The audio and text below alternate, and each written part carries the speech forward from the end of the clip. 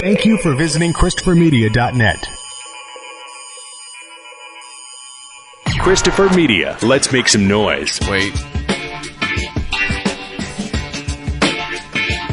From Asthma Core Studios near Detroit, Michigan. It's unregimented. Gangsters, what's up, guys? And now, here are your hosts. 217. I'm Chris. I'm Aaron. I'm Rich. 217. Last episode of 2017. Ooh. Oh, we did it. We made it. 1/4 of the way down. 25% of the way finished. Well, it wasn't even a full year with him in charge. Oh, yeah, okay, we got like 20 more days or something like that. But, Well, I have to say, I think it went by faster than I thought 2017 was going to at the beginning. yeah, about halfway through, it felt like it was already felt like it had already been a year. Those first 3 months felt like 6 months. Man, I don't know. Sometimes it felt like it was time. As I get older, goes faster. But when it comes to dealing with Trump, this year felt like a fucking decade at times. I don't know any other way to put it. It was just like, oh God, really? Because it was every day. There was no. It was hard to remember any other president. Well, yeah, and there's just no respite from either side. Like the right and the left, every day there's some story. If the left isn't fucking crying, the right's crying, and if or gloating, and then vice versa, every single day. And it's like, can y'all just shut up for a day? Like I think we had a week in there somewhere when he was overseas, when we actually were doing the pre-show discussion, and he came up like 10 minutes into the discussion versus the first 10 seconds like it had been since he'd been inaugurated. Yeah. And it was just like, oh, that felt good. But yeah, I really do miss the days of doing like verbal show prep and not even the president not even coming up for maybe 1 or 2 shows in a row, you know? It just with the nonsense and bullshit that goes on. If it wasn't Trump, it was race. Oh, definitely. Right?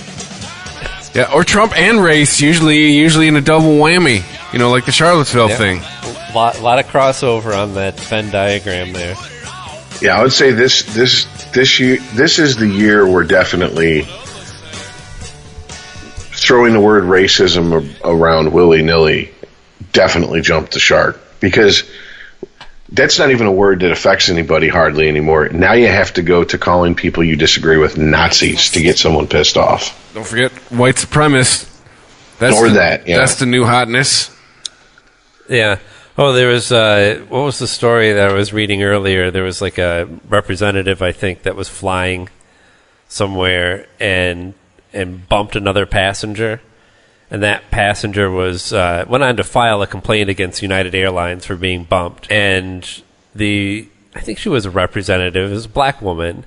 And she stated that, well, she didn't understand why the big issue about being bumped off of her flight, and given that there is no reasonable reason to get upset about it, it must be because that she was black. That this person was mad because she was bumped from her flight because she was a black woman. And the woman who was bumped was like, I didn't even have any idea who bumped me at first. Like, I was just mad that somebody, you know, who was in a position of more power than I was, just walked up and was like, "No, I need to be on this flight." But yeah, if we can't agree on the reason why, then it's racism. Yeah.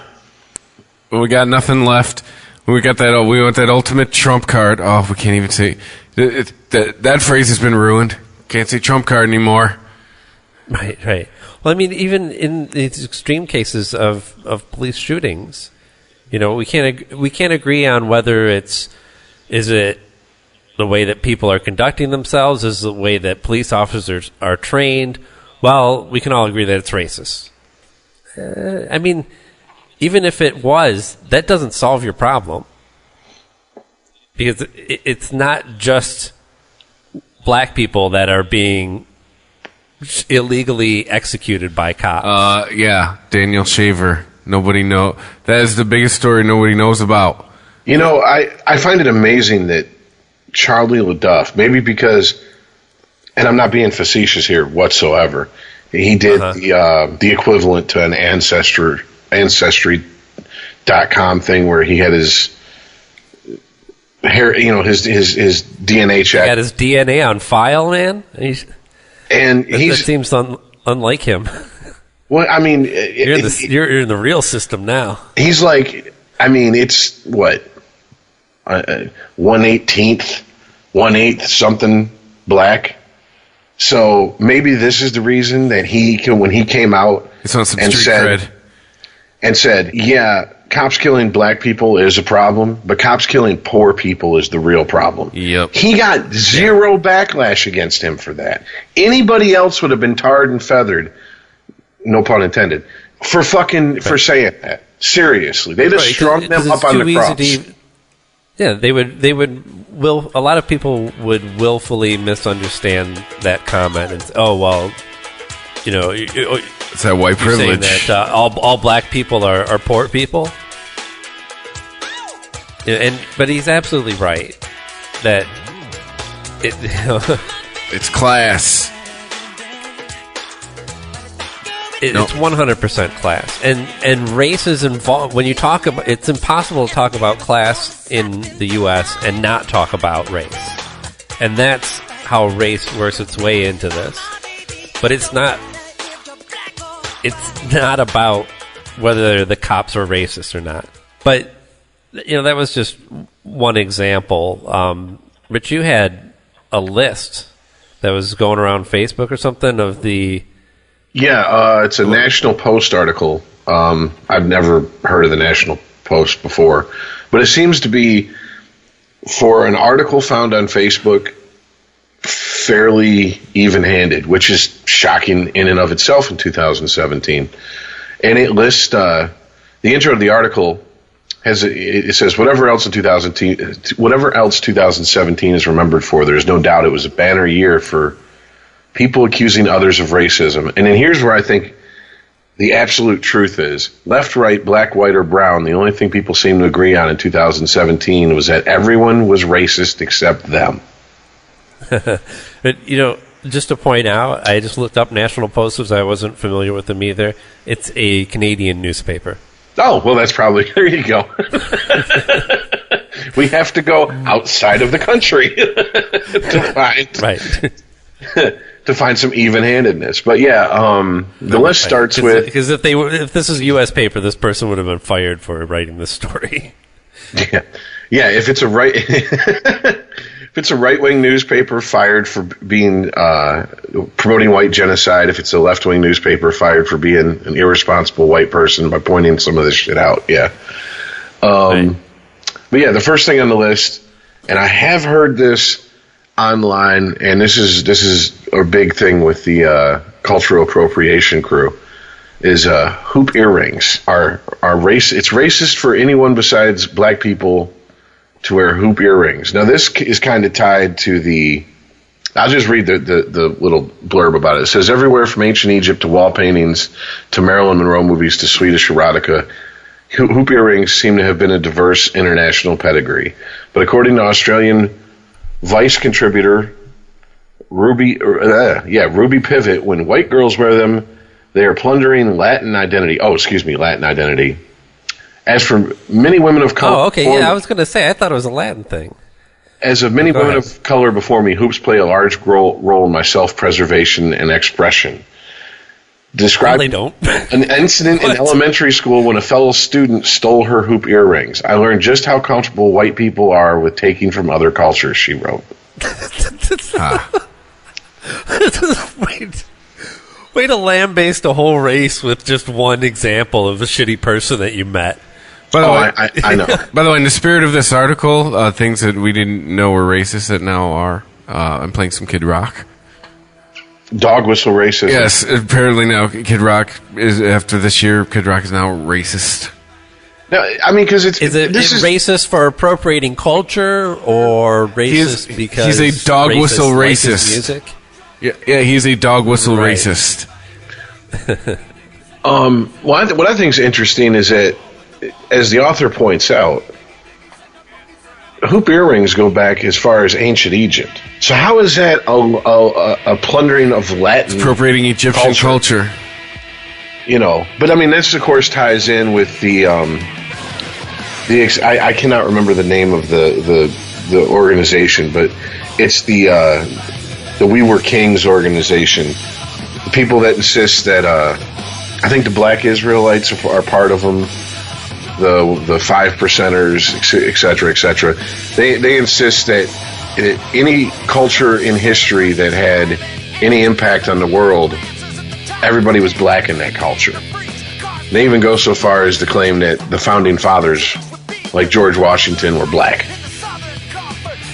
How, I don't know, but this is what they claim. But so I find it funny. So is this like, if it's ancient Egyptians, which they're saying were black, if they had hoop earrings, once again, how is that plundering a Latin identity or culture? Who knows? I mean, yeah, this is And why isn't it racist when Beyonce does it? exactly. You know, I mean, Blacks can't be racist against or can't appropriate Latin culture. Latins are appropriating Egyptian culture? Everybody, yes. Culture is appropriation. Okay. Yes. Nobody's pulling these ideas out of thin air. well, it's kind of like the whole, you know, All culture by definition is Like, appropriation how of come something else nobody's that exists. thrown that at Eminem because Dr. Dre is his friend? because he did it himself. No, did it because Eminem's not friends with. Eminem. He has is more than liked one by black. liberals. We know he has more than one black friend. Eminem is a liberal white rapper, and Kid Rock is the conservative white rapper. And by your very definition, the reason that Kid Rock is dog whistle racist music is because he's known to have a lot. He's certainly conservative himself, and a lot of his listeners are also conservative. And if you are conservative, you are therefore racist in this country now. It was Black Kid. And don't Sure, he's a don't super blame racist. the left one for this. I do not blame the left for this. It's not the way that they are portrayed. It's the way that they are portraying themselves and the company that they choose to keep. Well, And, you know, also in the song "Without Me" off his second album, Eminem said, "I'm the first white artist to use black culture so blatantly since Elvis Presley." So I mean, he called himself out back in 2000 when that album came out, the Marshall Mathers LP. So he gets a pass because of that, and then also he on his new album he has a song talking about how he's embarrassed to be white. And that plays great with the people who are like, see, even the enlightened woke white boy knows you need to be woke like him. Right. Well, okay, but so let's define what this means to be embarrassed to be white. Please, that's. Well, hold on. I don't think there's ever a time where I'm sitting around feeling like myself, like I wish I wasn't white. But when you see racist shit blatantly come out of mouths of white people, I think there is that cringe moment where you're like, oh God, why this is embarrassing. Like For them, for them as an individual. I mean, Yeah, they don't represent me. My problem is this. yeah, I think there's a segment of any race, any nationality that tends to think that just because we share a common trait that we all represent each other. And I don't think that way. If I see some case in point, one of my favorite movies growing up was White Men Can't Jump. Shit was fucking hilarious to me. And at one point when Woody Harrelson beats Wesley Snipes or hustles Wesley Snipes, one of his boys go, you're a disgrace to the race, to Wesley Snipes. And I laughed because there's people that think that way. And it's like, no, he got hustled. It has nothing to do with that, you know, that makes everyone look down on all black people, that a white boy beat a black guy at basketball. But there are people that think that way. There are people that think that. There's people, I'm a huge hockey fan.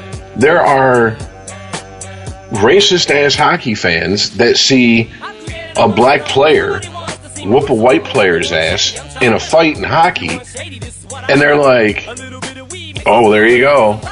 There you go. White genocide. Really? No. It's one person whooping another person's ass.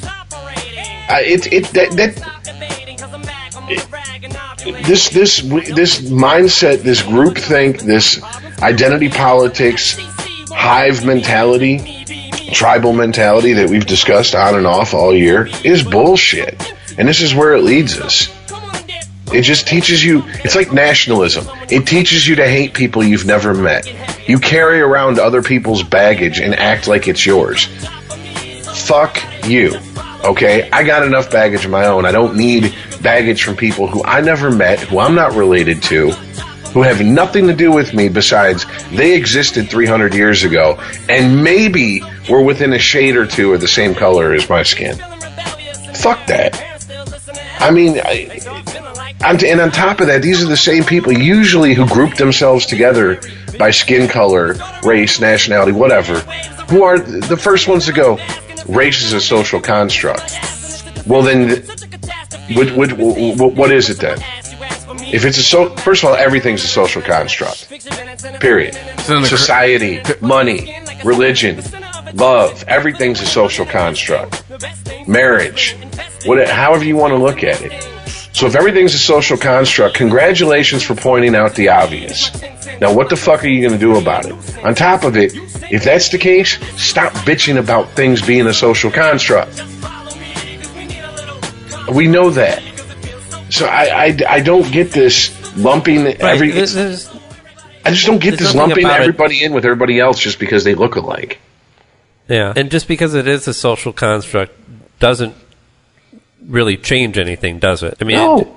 It's like saying, it's like if you shot somebody and you're like, well, you can't even prove that our existence is real. Like, we could all be living in the Matrix, so you can't try me for murder. No, this is the reality that we live in and what we have to deal with. Whether race is a social construct or not, it's something that, you know, for good or bad, right or wrong, it has to be dealt with.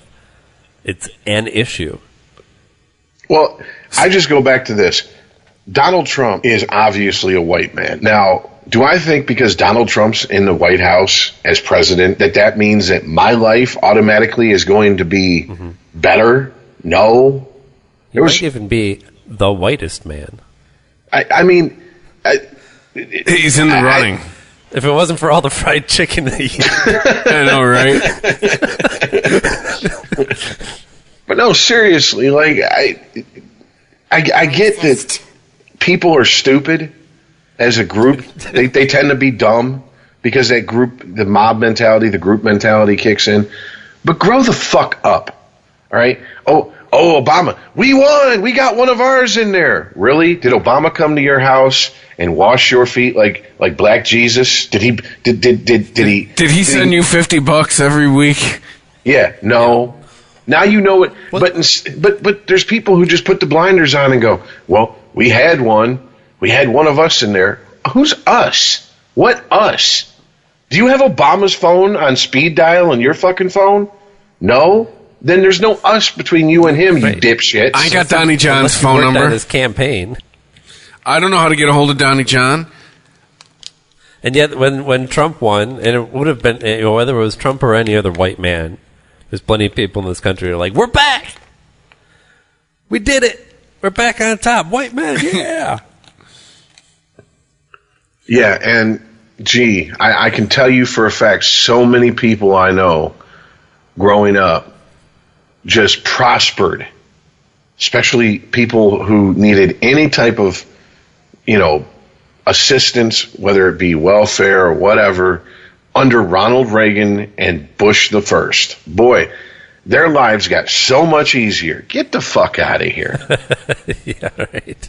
Just because he's white and they're white, life is not that Eddie Murphy skit where he dresses up as a white guy and he's handed everything for free. Go ahead. Right. Just take it. And conversely, just because you may dress up like a black guy and go into a predominantly black neighborhood doesn't mean they're going to be like, hey, brother, black power, take everything you want for free, man. Go ahead, have it. It don't work that way. It does not work that way. All right, so everybody who acts like it does needs to grow the fuck up. Period. That's really something that I'm learning as I dig deeper into the bullshit on both sides. These are just fucking 40-year-old adolescents, is what they are. Oh yeah. They're people walking around, stomping their feet, throwing a temper tantrum. They literally just need to lay on the ground and do what like a 2-year-old does, like hit the ground with their feet and kick and punch and kick the ground and have a temper tantrum because they're not getting their way. That's all it is. I'm not getting my way. I'm going to throw a temper tantrum. Well, you know what we do with children who do that? We punish them, or we ignore them, or both. And that's what the fuck we need to do. You people are idiots. Shut up. Twitter is not the world. A hashtag is not the majority of the 7 billion people on this planet. All right, so stop looking to these type of things to take cues from, and look at the world around you. So hoop earrings? Yeah. So, anyways, hoop earrings apparently was cultural appropriation. Now, this is where, when I was reading the article, I was like, okay, this is even-handed. Casting a black woman as a Star Trek lead. And he goes, and the author goes on to talk about how the original Star Trek was, diverse, et cetera. Right. This is put up as an example of white racism.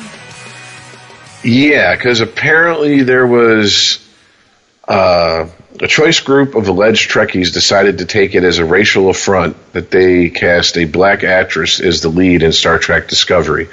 Star Trek introduces white genocide in space, read one complaint.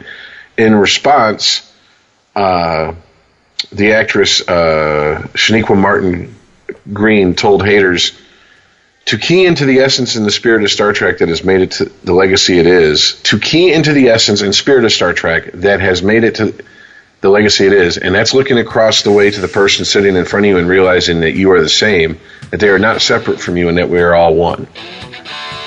And this kind of, you could say this about Star Trek, but you could also say it about Star Wars, because I heard a lot of bitching about, especially with Rogue One and The Force Awakens. Seems to died to a dull roar with The Last Jedi, that it was, oh, here we go, all the heroes are multicultural and all the villains are white people. Well, right. I mean, if you look at just the new cast of the new Star Wars movies, there's not a major white male among them. I don't think that's a problem. So is the actor who plays Poe? He is a Latin fellow. Diego Luna? Oscar Isaac. Oh, no, I'm sorry. Who's Diego Luna, then? Never mind. I'm confusing him with somebody else. I'm racist. I can't tell the Latin. They don't all look alike, Aaron. Come on. Dude, I've seen 2 whole movies with these characters in them, and I still reverse their names constantly. Between Finn and Poe, I'm never sure which one is which. Well, if you Poe is inside Llewellyn Davis. I still never seen that movie. I don't know why I haven't watched it yet, but... Well, I was shocked when I realized that the guy who plays Poe played the bad guy in the last X-Men movie, Apocalypse. He played Apocalypse. Right. Yes, Oscar Isaac. Yes. And I thought Apocalypse was supposed to be more ancient Egyptian Yes. in the comic books. Like, he was from that time period. So Yeah, but it's not like you could... not like you could tell his ethnicity underneath all that makeup. From the movie, yeah, exactly. Right. I don't remember. Did they show... I'm trying to remember if they showed him not Apocalypse. Like, I know they kind of explained his origin, but They did in the kind after. of glazed over it, and I don't remember them actually showing him not as Apocalypse in that movie. They did in the after credit scene of Days of Future Past. They showed him being worshipped in ancient Egypt. Oh, right. Yeah. And he wasn't in the full Apocalypse makeup at that point. So Right. Because I remember saying, wow, those Egyptians really love that Latin guy. Here you go. That's for the poop earrings, motherfuckers. Well, We're taking it back.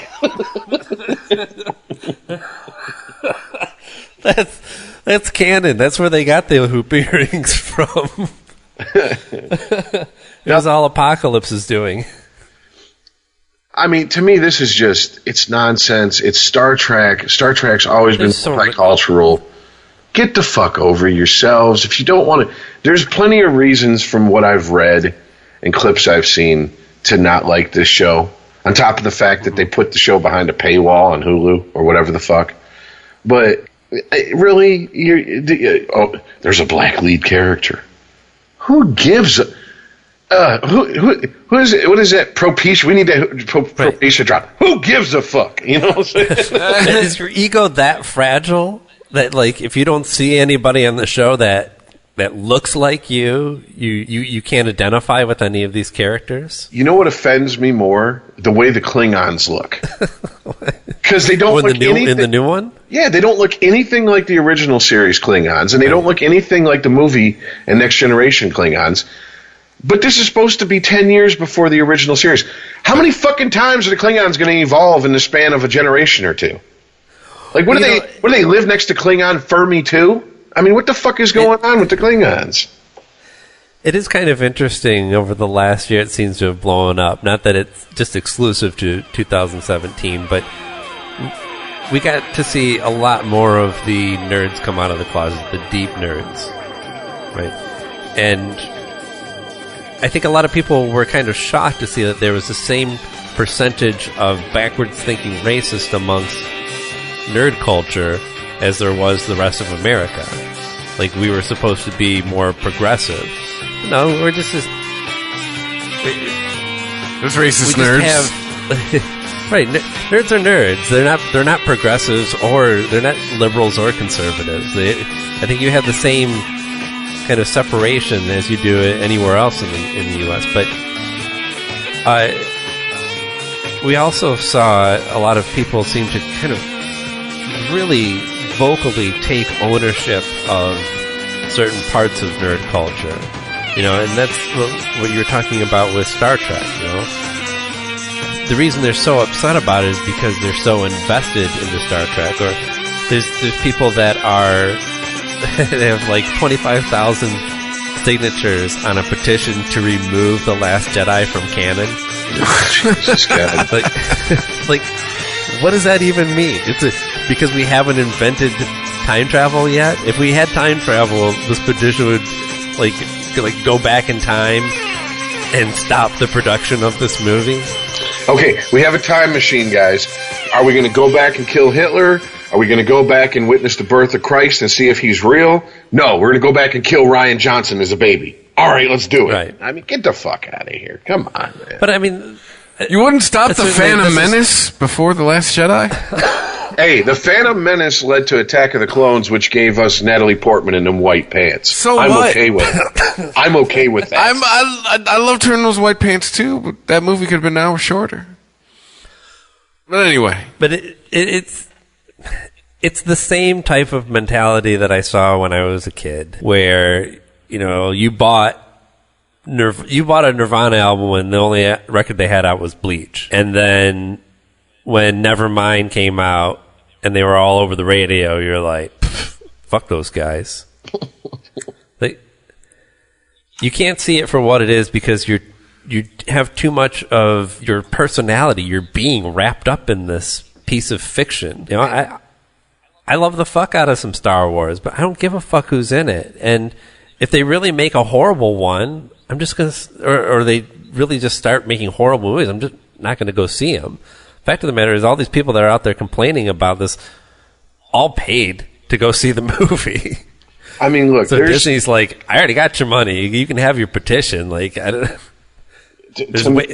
To me, this just smacks of there are legit complaints that you could have about any of the Disney Star Wars movies, whether they be plot holes, whether it be, how they've added force powers that we've never seen through 6 movies so far, whatever.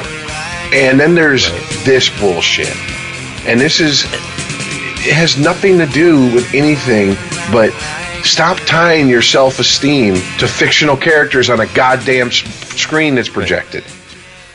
Right. The lack of having legit complaints was actually, I think that was the main theme for 2017. Like, we had big problems, but the ones that everyone wanted to talk about weren't legit ones. Like you're saying, Star Trek had legit problems with writing, with pacing, with just everything. It seemed there was a lot of long-term fans that were turned off by things in Star Trek that had nothing to do with race or casting or anything like that. And not to derail this onto Trump, but Trump did plenty of things over the course of the last year to be outraged about. But what we really loved was making fun of spelling errors on Twitter, or his hair, or any number of other superfluous things that had nothing to do with his policy. Puerto were not constructive. Rico. Right. Puerto Rico. And I'm as guilty of laughing about that shit as the next person is. But I think there's some idea that is the resistance, the Trump resistance, is just that he's just this huge ego that needs to be torn down on a daily basis. And there's nothing really constructive behind that. Well, I will say this. That first part of your statement is correct. He is a huge ego. The problem with people with egos like his is they're impenetrable. Right. This is not a musician ego that's huge but eggshell fragile. This is, you cannot get through to him because he's not cocky, he's convinced, and that is dangerous. That's what makes him such a fucking dangerous politician and president, is that he's not self-aware. He has he has no ability to question himself. He came out in the last week and said that he signed more legislation into law than any president before him. It's a bold-faced lie. It's a right. You can easily look up numbers and see that he's nowhere near number one, and he's actually near the bottom of the list. And it's like, wait a minute, aren't you talking about smaller government? Then why are you bragging about signing more laws into it? None of it. Oh God! To be fair, I mean, a lot of this was deregulation shit and undoing of Obama policies that he signed into law. I know, but I just remember him criticizing Obama in Obama's executive actions or executive orders. And what's he do? The first fucking couple months, he ruled, but ruled. I don't know. That might be too strong of a word, but whatever. I'm going to go with it. By executive orders, and it's just like, everybody is the fucking meet the new boss, same as the old boss. Nothing new under the sun here, folks. Stop with your bullshit. You don't like the man. We get it. You're pissed. Your female Jesus in pantsuits lost. We get it. You're not happy with it. Neither am I. Bitching, and here's what it is. 2017, the year of being petty. That's exactly what this is. This has been such a petty fucking year. And Tom Petty died? The year of Petty? Oh, boo. No, there is. You're absolutely right. There's so many tweets that I read on a daily basis of people tallying up for the number of hours spent at Mar-a-Lago, the number of hours spent golfing, the number of dollars that it takes to fly him and his crew here to there to blah, blah, blah. And this is people would say this shit about Obama, too. Yeah, exactly. I mean, they people were doing that with Obama. Oh, he travels in a posse everywhere he goes. Look who's golfing again. That's costing taxpayer dollars to fly all these people around. Remember until Trump, Obama was the golfingest president ever? Right. But I would just roll my eyes. That so doesn't matter. Even if it were true, regardless of Obama, Trump, but even if it were true that they golfed more and fucked off more than any other president previous to them, I don't give a fuck. What are we really looking at here? We're looking at policies. We're looking at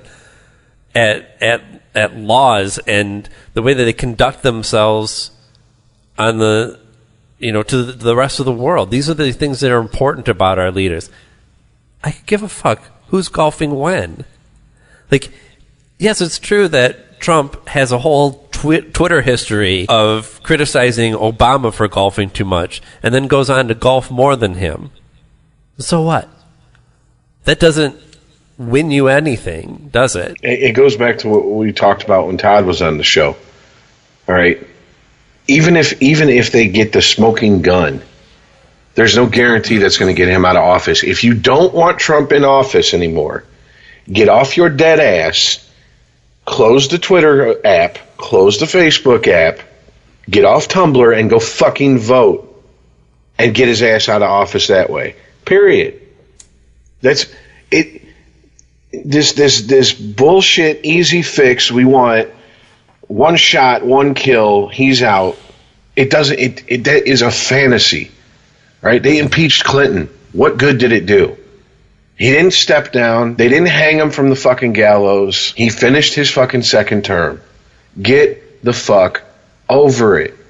All right? There's better and more important battles to fight if you oppose Trump than sitting here harping on some shit. Yeah, a friend of mine, he contacted me. He had listened to the show, and he's like, seems like, maybe you guys are on some tinfoil hat conspiracy shit with Trump and Russia and this and that.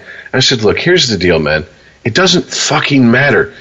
Are you telling me you really, truly believe Russia has never tried to interfere in any of our politics? Because if you say that, if anybody says that, they're fucking obtuse. We fuck with other nations' politics constantly. Right. We've installed leaders. We've taken leaders out and installed puppet regimes that we wanted.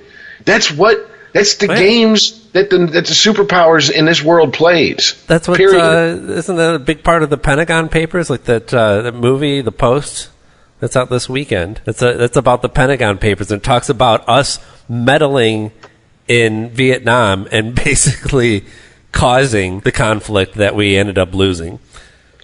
Yeah, surprise, surprise, right? You try to, it's a Star Wars reference, but it's like trying to hold sand in your fist. The more you squeeze your fist, the more it goes through your fingers. You can't control everything. And when you have any type of world power who sees themselves as the people who have to dictate what other countries do, there's going to be fuckery and meddling behind the scenes. It happens every single day. And to act like it doesn't just because that Cheeto-faced cocksucker who you liked more than Mrs. Pantsuit is in fucking office, right? Is bullshit. This is the more dangerous thinking, though. Sure, I may be completely wrong about Russia, the connections between Russia and the Trump campaign. What's more dangerous is to say, well, I don't care if he obstructed justice because I don't think that he did anything wrong. He didn't have any contact with Russia, so he can't obstruct justice. No, what he's done is obstruction of justice. And you can't just say that that's okay because I agree with ultimately what he's doing, because the next president's going to get away with it too, and you may not like the the agenda that president is pushing. But it's only then that you'll have a problem with it. Well, I mean, there's a lot of looking the other way when it comes to the legality of the way that Trump and his team conduct themselves. They're willing to because they know that they feel kindred to this administration. Trump has my best interest in mind. So whether he breaks the law to do that, well, there must be some pretty fucked up laws. Maybe we shouldn't have those laws anyway. That's no basis for a system of government.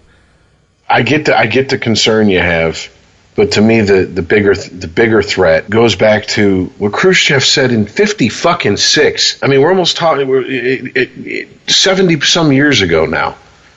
You know, we'll take America without firing a shot. We don't have to invade you. We'll destroy you from within. Even if they didn't support one candidate over the other, I wouldn't be shocked if we had concrete video evidence that Russia has been driving a wedge between the two political parties and trying to get the extremes to become the norm to tear this country apart. That wouldn't shock me at all. Yeah. Because we've done that to other fucking countries. So what makes us immune to it happening to us? And we're ripe for the picking right now. I mean, Obama gave an interview recently, and of course he got criticized by his detractors. But even if you don't like the man, he's right. The fact that we live in the internet age allows you to live in a bubble and to constantly hear everything that reinforces your own biases. If you want, you can literally filter out anything that makes you question your beliefs and your ideals. Yep. And how anyone, whether you like the man or not, could attack him and go, well, that's bullshit. Really? What's on your Facebook news feed? Take a screenshot of that, because I bet you're not fucking reading shit that goes against what you believe. I have... Guys, every once in a while I send you in the group chat articles that I see my family comment on. Yeah. That one today. Jesus Christ. What was just the headline of it was fucking retarded. Ex-President Barack Obama. Every American wants to see me as a third-term president. I believe Americans will do everything and anything for this in 2020. They're commenting as if that's a real story. Do you think if a former president said that on the record, that would not be fucking something that it would be in the first 2 minutes of any newscast? Yeah. Why is right. ratinggun.com breaking this story instead of Fox News if he said this on the record? Right. Yet here comes my dumb ass fucking... It's just straight up bullshit. A quote. It's like there's no context. There's nothing that... There's nothing that gives you anything except for just this quote that supposedly the ex-president said, and then a bunch of comments about it. A bunch of people like, over my dead body. Yeah, and of course, like I said, here come my dumbass family, easily duped, jumping in. I'll kill anybody who tries to get him in there for a third part. Really? Right. Really? You're going to do that? You're going to do that with your 76-year-old rheumatoid arthritis ass? You can't even hold your dick when you take a piss, but you're going to pick up a 50 cal machine gun and go fight the good fight on the front lines. Sit down, shut up. Salt and sugar kick your ass, you old bastard. Shut the fuck up and die already, okay? Well, and that's my own fucking family I'm saying this to. This only proves that the deep state has gotten their has invaded Fox News as well. Oh, how so? You're role playing. Just some fringe media that is reporting on this, and none of the mainstream. And seriously, guys, that website for ratinggun.com. Let's slow on the update today. My bad. That story was posted. It looks like something that someone in grade school who learned how to make a website put up on the internet. Seriously, that is. I'm like, anybody. When I click on a website and it looks like a fucking 8-year-old made it, and it has quotes that I can't find any backup for anywhere on the entire web, even conspiracy theory, tinfoil hat, tinfoil suit wearing websites, how the fuck can you take that seriously? But once again, my family never fails to disappoint. I got members that do, and boy, they're pissed off about it. And it's just like, grow the fuck up. Seriously, stop believing in Santa Claus and grow the fuck up. It's horse shit. And it's just frustrating because I know that one-on-one, you sit with these people, you might be able to get to penetrate their bubble. But they've removed the ability to do that from their lives. They've insulated themselves from anybody that questions anything they believe. And as a person who questions everything about myself, about the world, about other people, about existence, about consciousness, about I question everything constantly. It infuriates me that these people are this intellectually lazy. Well, I just don't get it. Because life is about seeking comfort for most people, and there's no comfort in big questions. There's no comfort in the existential. I mean, I guess it goes. It really does point out that I was hanging out with the wrong people when I was first experimenting with conscious altering drugs, because I had a lot of friends who wanted to get high and sit around and watch cartoons, and I wanted to talk philosophy and is there anything after this? If we are made up of energy never really dissipates. It just, moves on. And they're going, can we just watch the Roadrunner? Right. Seriously. You ever wonder where people come from? No, I mean black people.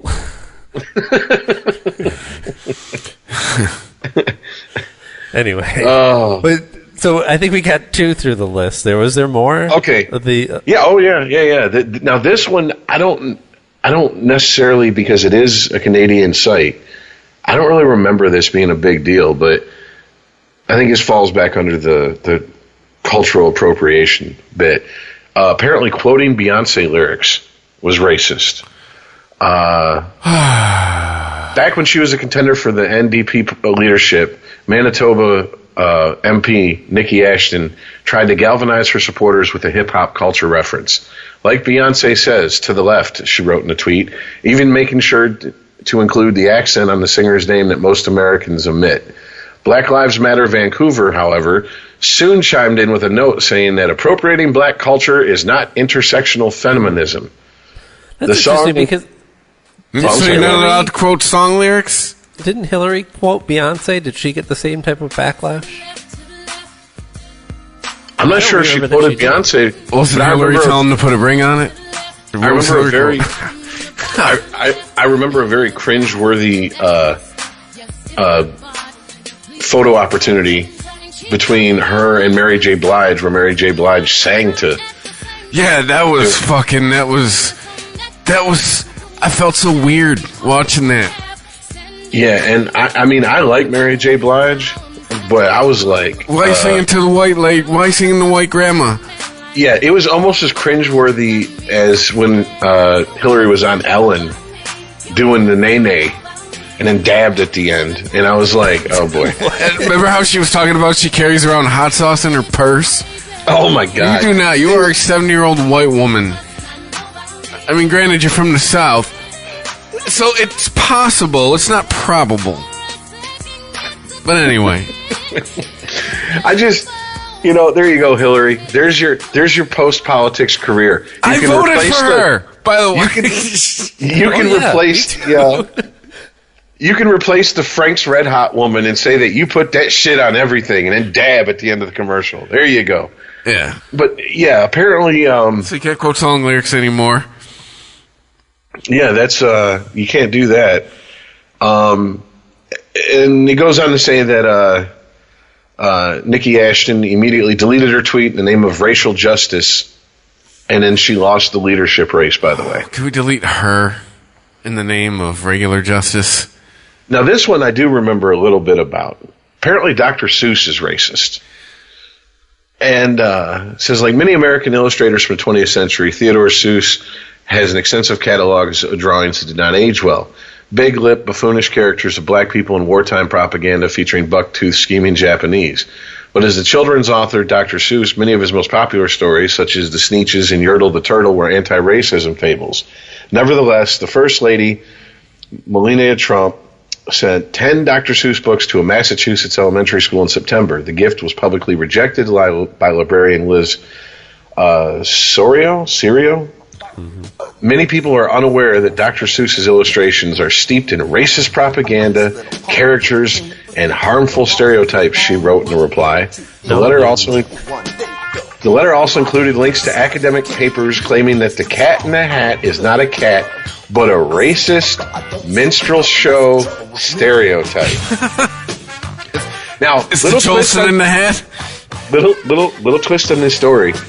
That librarian, after she went on her virtue signaling tour, the internet dug up pictures of her dressed up a few Halloweens before as the Cat in the Hat. So, Yes. Yep. Absolutely. Hey, look. Yeah, I remember if Cat in the this Hat's cunt. black, then you can't appropriate your own culture. Well, okay, this is interesting because this is something that I've been saying to people, and they either get very angry with me or they give me a deer in headlights look. You can't judge history by the standards of today. You can't. You just it's impossible to. And if you do, and you insist on doing so, then you're a fucking piece of shit hypocrite who needs to be fucking sodomized with a meat hook if you do not apply that to everybody in history. History is a living thing. It's includes constantly evolving. That includes your precious noble savages narrative that they want to push. All these tribes in North America lived in peace until the white man showed. Bullshit. Okay, if we're gonna fucking level if we're gonna level judgment of historical figures based on what we now know today, then that's across the board. And if it's not, then you're not fighting for justice. You're not fighting for equality. You're fighting to promote an agenda. And you're an asshole, and someone needs to smack the shit out of you. Seriously. Yeah. But all there is to it. I think I am advocating violence in that case. Smack them, please. that ties into another big theme of 2017, I believe, which is revisionist history. That everybody was able to cherry pick from history something that supports what they think. Oh, one of the probably one of the most heated discussions this year I had with my brother was about the Tumblr genders and how Tumblr has like an ever-growing master list of genders. And he goes, I don't understand what the big deal is. Native Americans had like 9 different genders. And I'm like, what the fuck does that prove? They also thought that when it was thundering and lightning, God was angry with them. Okay? They also, you know what I'm saying?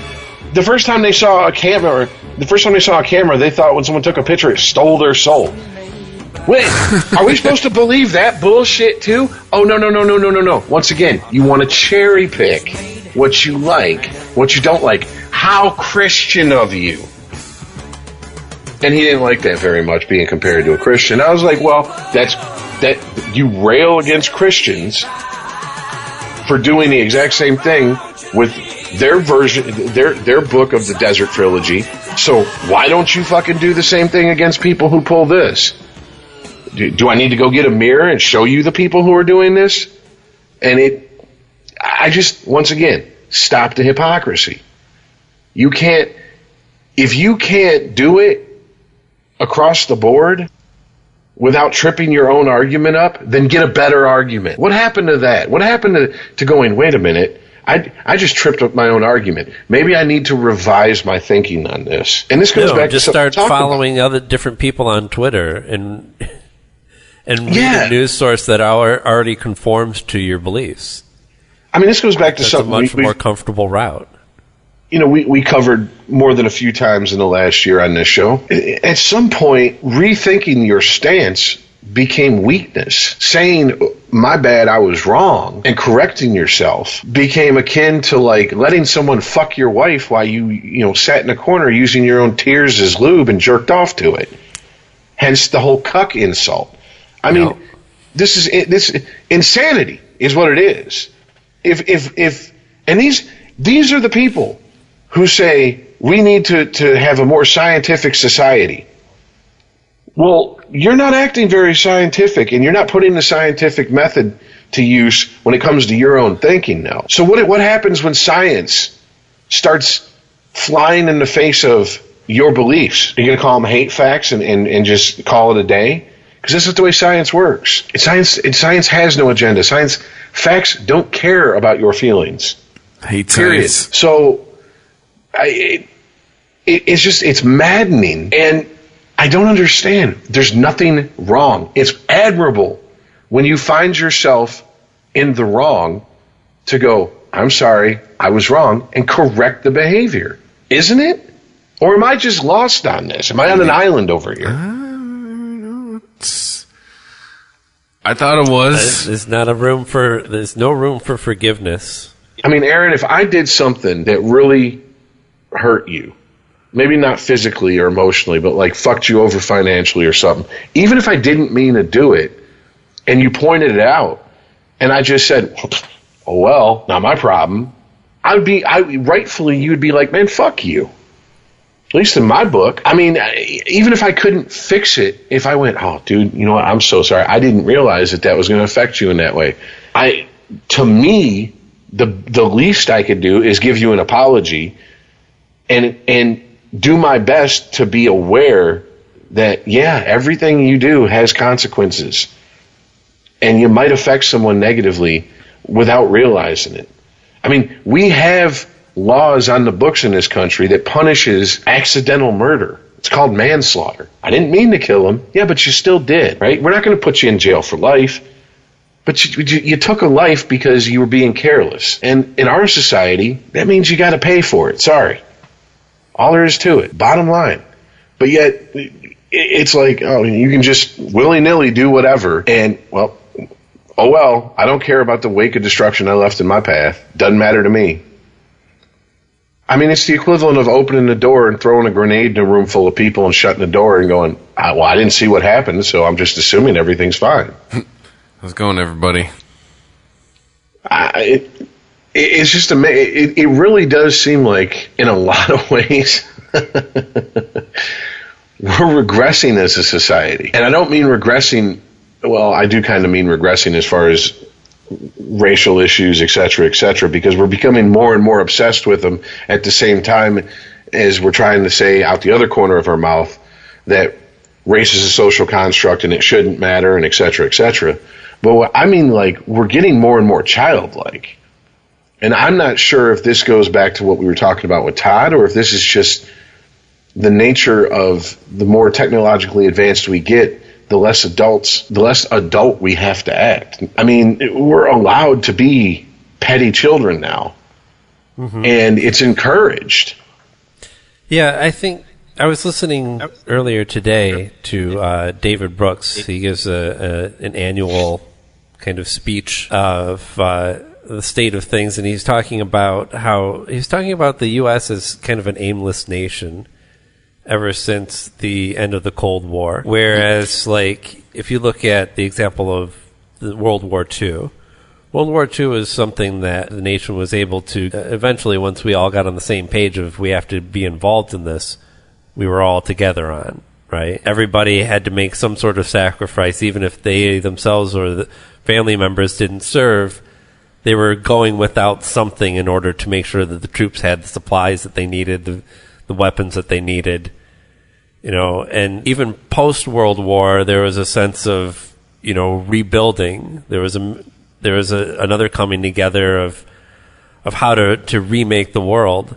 And after the Cold War, when ended by not because of the strength of the West, but because of the utter failure of policy of Russia, and, you know, it just collapsed in on itself. It just left this hole behind where we didn't have a mission anymore, where we didn't have this, like, greater thing to bring the nation together, and that we're kind of aimless. And I think that ties into this regression that you're talking about. Well, because we act like a bunch of fucking babies. Like, I hate to boil it down so simple, but that's really how it seems to have shifted the last few years. Quite honestly, like, it's Maybe it's the whole squeaky wheel mentality, perhaps. Maybe that's how it comes across. I don't know. Well, it's one of the things that we've definitely regressed on is the ability to fuck even listening, or excuse me, fuck even considering that there is a opposite opinion to ours. We don't even listen to it anymore. The minute we get to an opinion we don't like, more and more people just go shut it down. Mm-hmm. Just shut that person saying something I don't like. Shut them up. I don't care how. Do it. Shut them up. Yeah. And that is, to me, that is the most dangerous thing we can do as a species, because how many heretics ended up being in history, ended up being right? I mean, we can't have progress as a species if every time someone says something and it offends a very small group for whatever reason, that means, well, we have to disregard what that person said. I mean, I just think of, like, you know, people in history like Galileo. It seems like we almost are siding with his persecutors these days. We have no sympathy for the modern day Galileo. We rather side with the people who persecuted him. How dare you speak this heresy? You know, the first person to say, guess what? The earth isn't the center of the universe. Kill him. I thought we'd evolved past that. Get his bitch ass. And it seems like we're regressing back to that. Yeah, and I mean, it's scary. That scares the shit out of me. And it should you being whoever's listening to this podcast. Get him. That's like that's our new mantra as a nation. It is smear the queer without a ball. Yeah. That's what it is. Right. Like, as a Twitter user, I've reported other Twitter users before because, you know, I want a social media app where I can read a difference of opinion and not have somebody, you know, using racial slurs or you know, even what was it? Somebody had they're making fun of Milo Yiannopoulos, and because he had this video about how trad, you know, how traditional he is, even though he's a gay man dating a black man, he still has a traditional lifestyle. And this woman was like, "Oh, don't let this faggot upstage you, you know, and say that he can be more trad than you." But she wrote out faggot with, instead of G's, it was a little emoji OK symbol, which I guess kind of looks like, but I'm like we all know what you're saying here. And there's no reason for that shit. So yeah, I reported that shit. I don't want to see that shit on my Twitter, and I don't think that that's the place for it. But I didn't try and find out where the woman lived. I didn't send her threatening emails. I didn't try and get her fired from her job. Did you dox her? Right. I mean, there is a difference.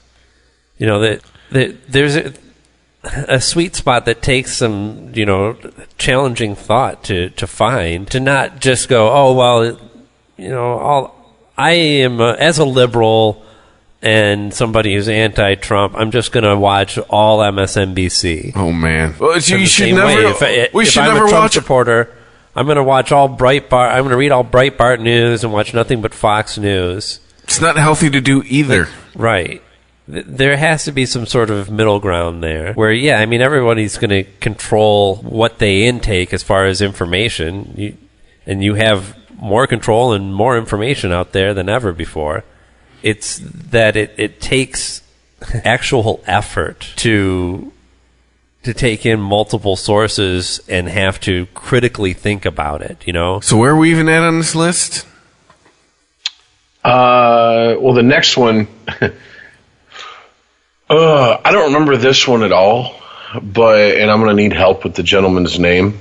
Apparently during a commencement address at an Iowa college, Pakistani-born comedian Kumani Nanjiani?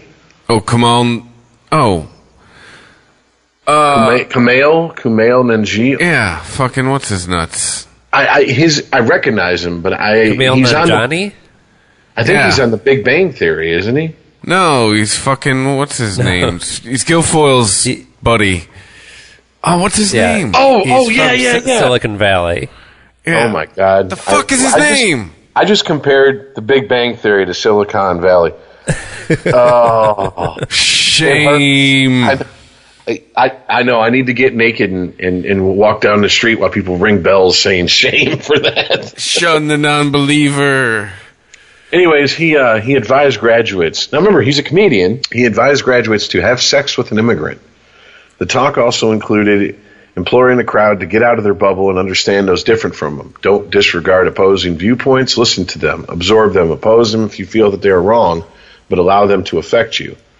Nevertheless, tweets soon came his way accusing him of advocating white genocide.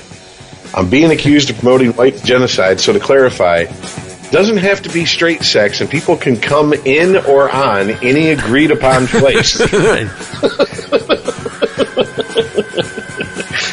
You should have said safe and non-baby making sex. Once again, okay, this whole oh my god, Dinesh. Yes, Dinesh. Yes, Dinesh. All right. This whole white genocide thing. Oh God. Okay,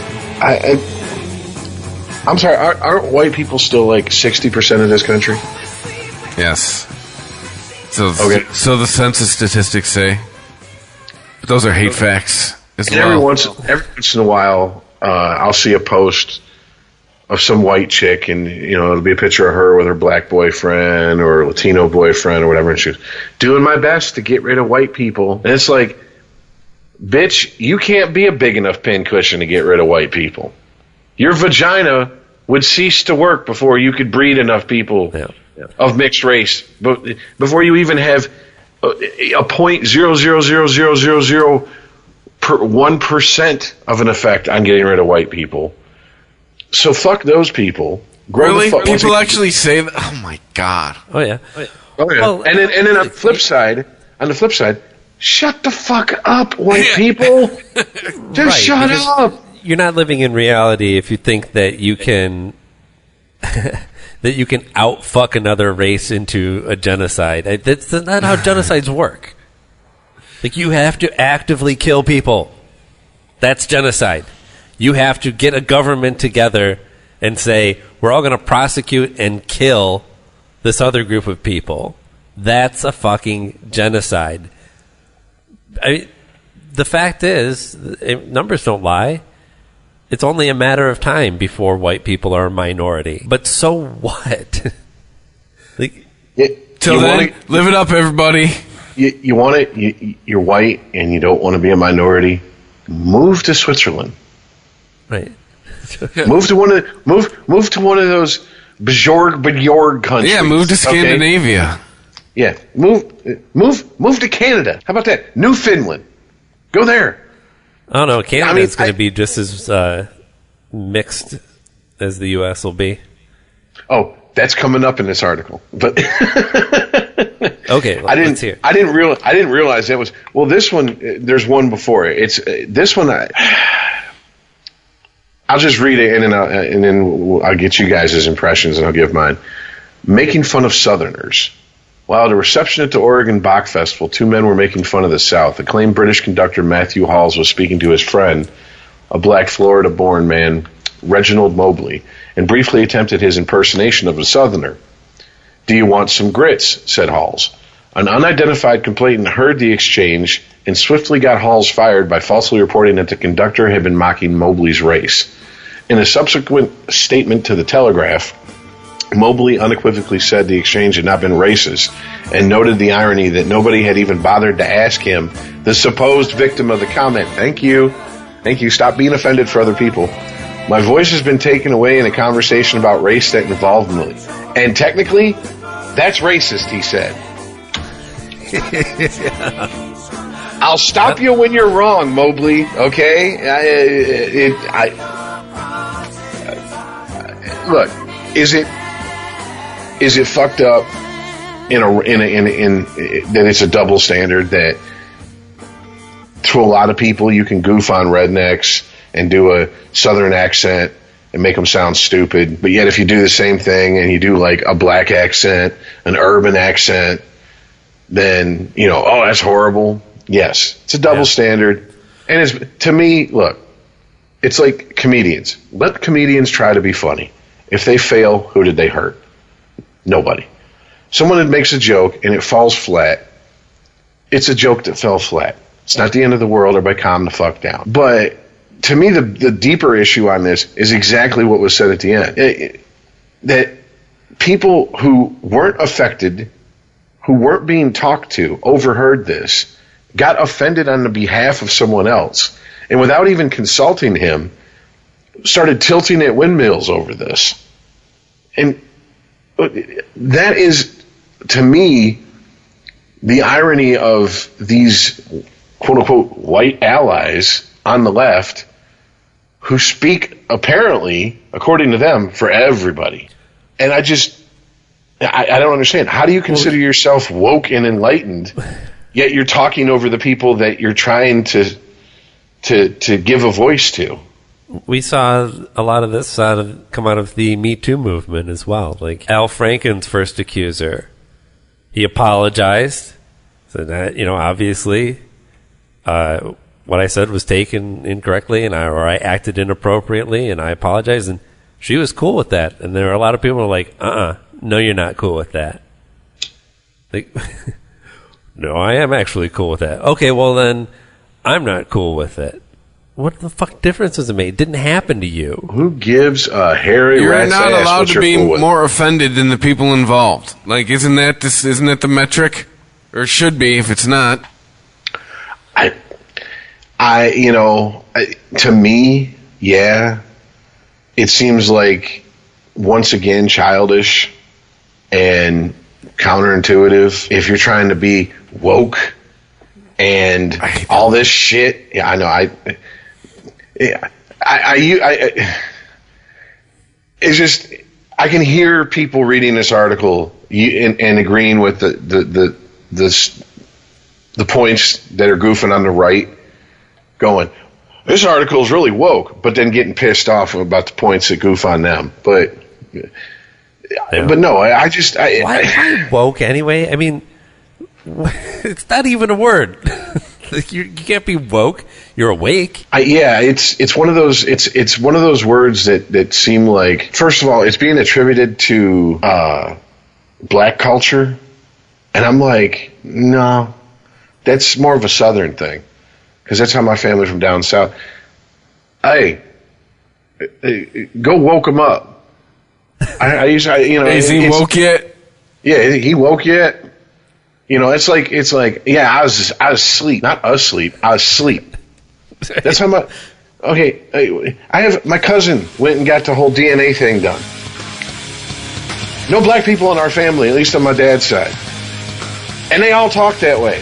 So they can't be black culture if they have all talked that way for all of my life, including the oldest person in my family who was like 97 when they died. All right. I mean, so get the fuck off of this. Oh, you can't speak this way. You haven't earned it. What was it? African American vernacular English? Really? That's a very high maintenance way of saying Ebonics, which is basically just another way of saying you talk like you're from fucking down south. Or a class on how black people talk. I mean, seriously. I'm fitting to do this. I've never attributed that to a white or black person. That's a Southern thing. I'm fitting or fixing to do something. I'm fitting to, I'm fixing to. That's a Southern thing. You hear it constantly down south, no matter the race of the people. Yet somehow this is now attributed to, this is a black language thing, you're not allowed to say it. And I think that's where woke is being pushed. Hey, like fitness? Have a fitness. Hey, my mother was from the age of 4 on was raised up north, never lived down south, yet she constantly said 2 words that stuck with her from her childhood: worsh and winder. So I got to worsh the winders. And I'm like, Mom, good Lord, you sound like an extra from Deliverance. Where's that coming from? You sound like a cartoon character. But yeah, I don't know. Really? You're going to get offended on behalf of other people? To me, you know what that says? It must be nice never having to worry about how to pay a bill or where your next meal's coming from. You must have everything of the basics of survival taken care of to the point where you never worry about it, to go around and be offended on other people's behalf. It was like that shit in the World Series or the playoffs where the guy made the slant eyes with his fingers. Mm. You know, the guy who actually that it happened to actually, you know, he actually handled it pretty well. And everyone else was more offended than he was. Like, I think that's where we established that. Like, you cannot, new rule, everybody, you can't be more offended than the people involved. The people involved with it are cool. Okay. You cannot. Well, but I do agree with you, but there's another factor to consider. Stop clutching the pearls. Like, that's something that he's doing as a public figure, right? He's playing a baseball game that there's thousands of people there watching. There's millions more on TV watching him do that. Mm-hmm. I think it's appropriate at that point to say, look, that guy's conduct is offensive. I'd rather not see him on the team. Well, I mean, in the situation, the guy that it happened to actually came and said, "Hey, he came to me and apologized, and we're cool, and it's over." But you know, people still, the pearls continued to be clutched. To go back to my Al Franken comparison, you know, if the thought was that this guy is a predator and he's going to continue this action, this is going to be something that he's going to actively do while he's in office, then yeah, you need to get the creep out of there.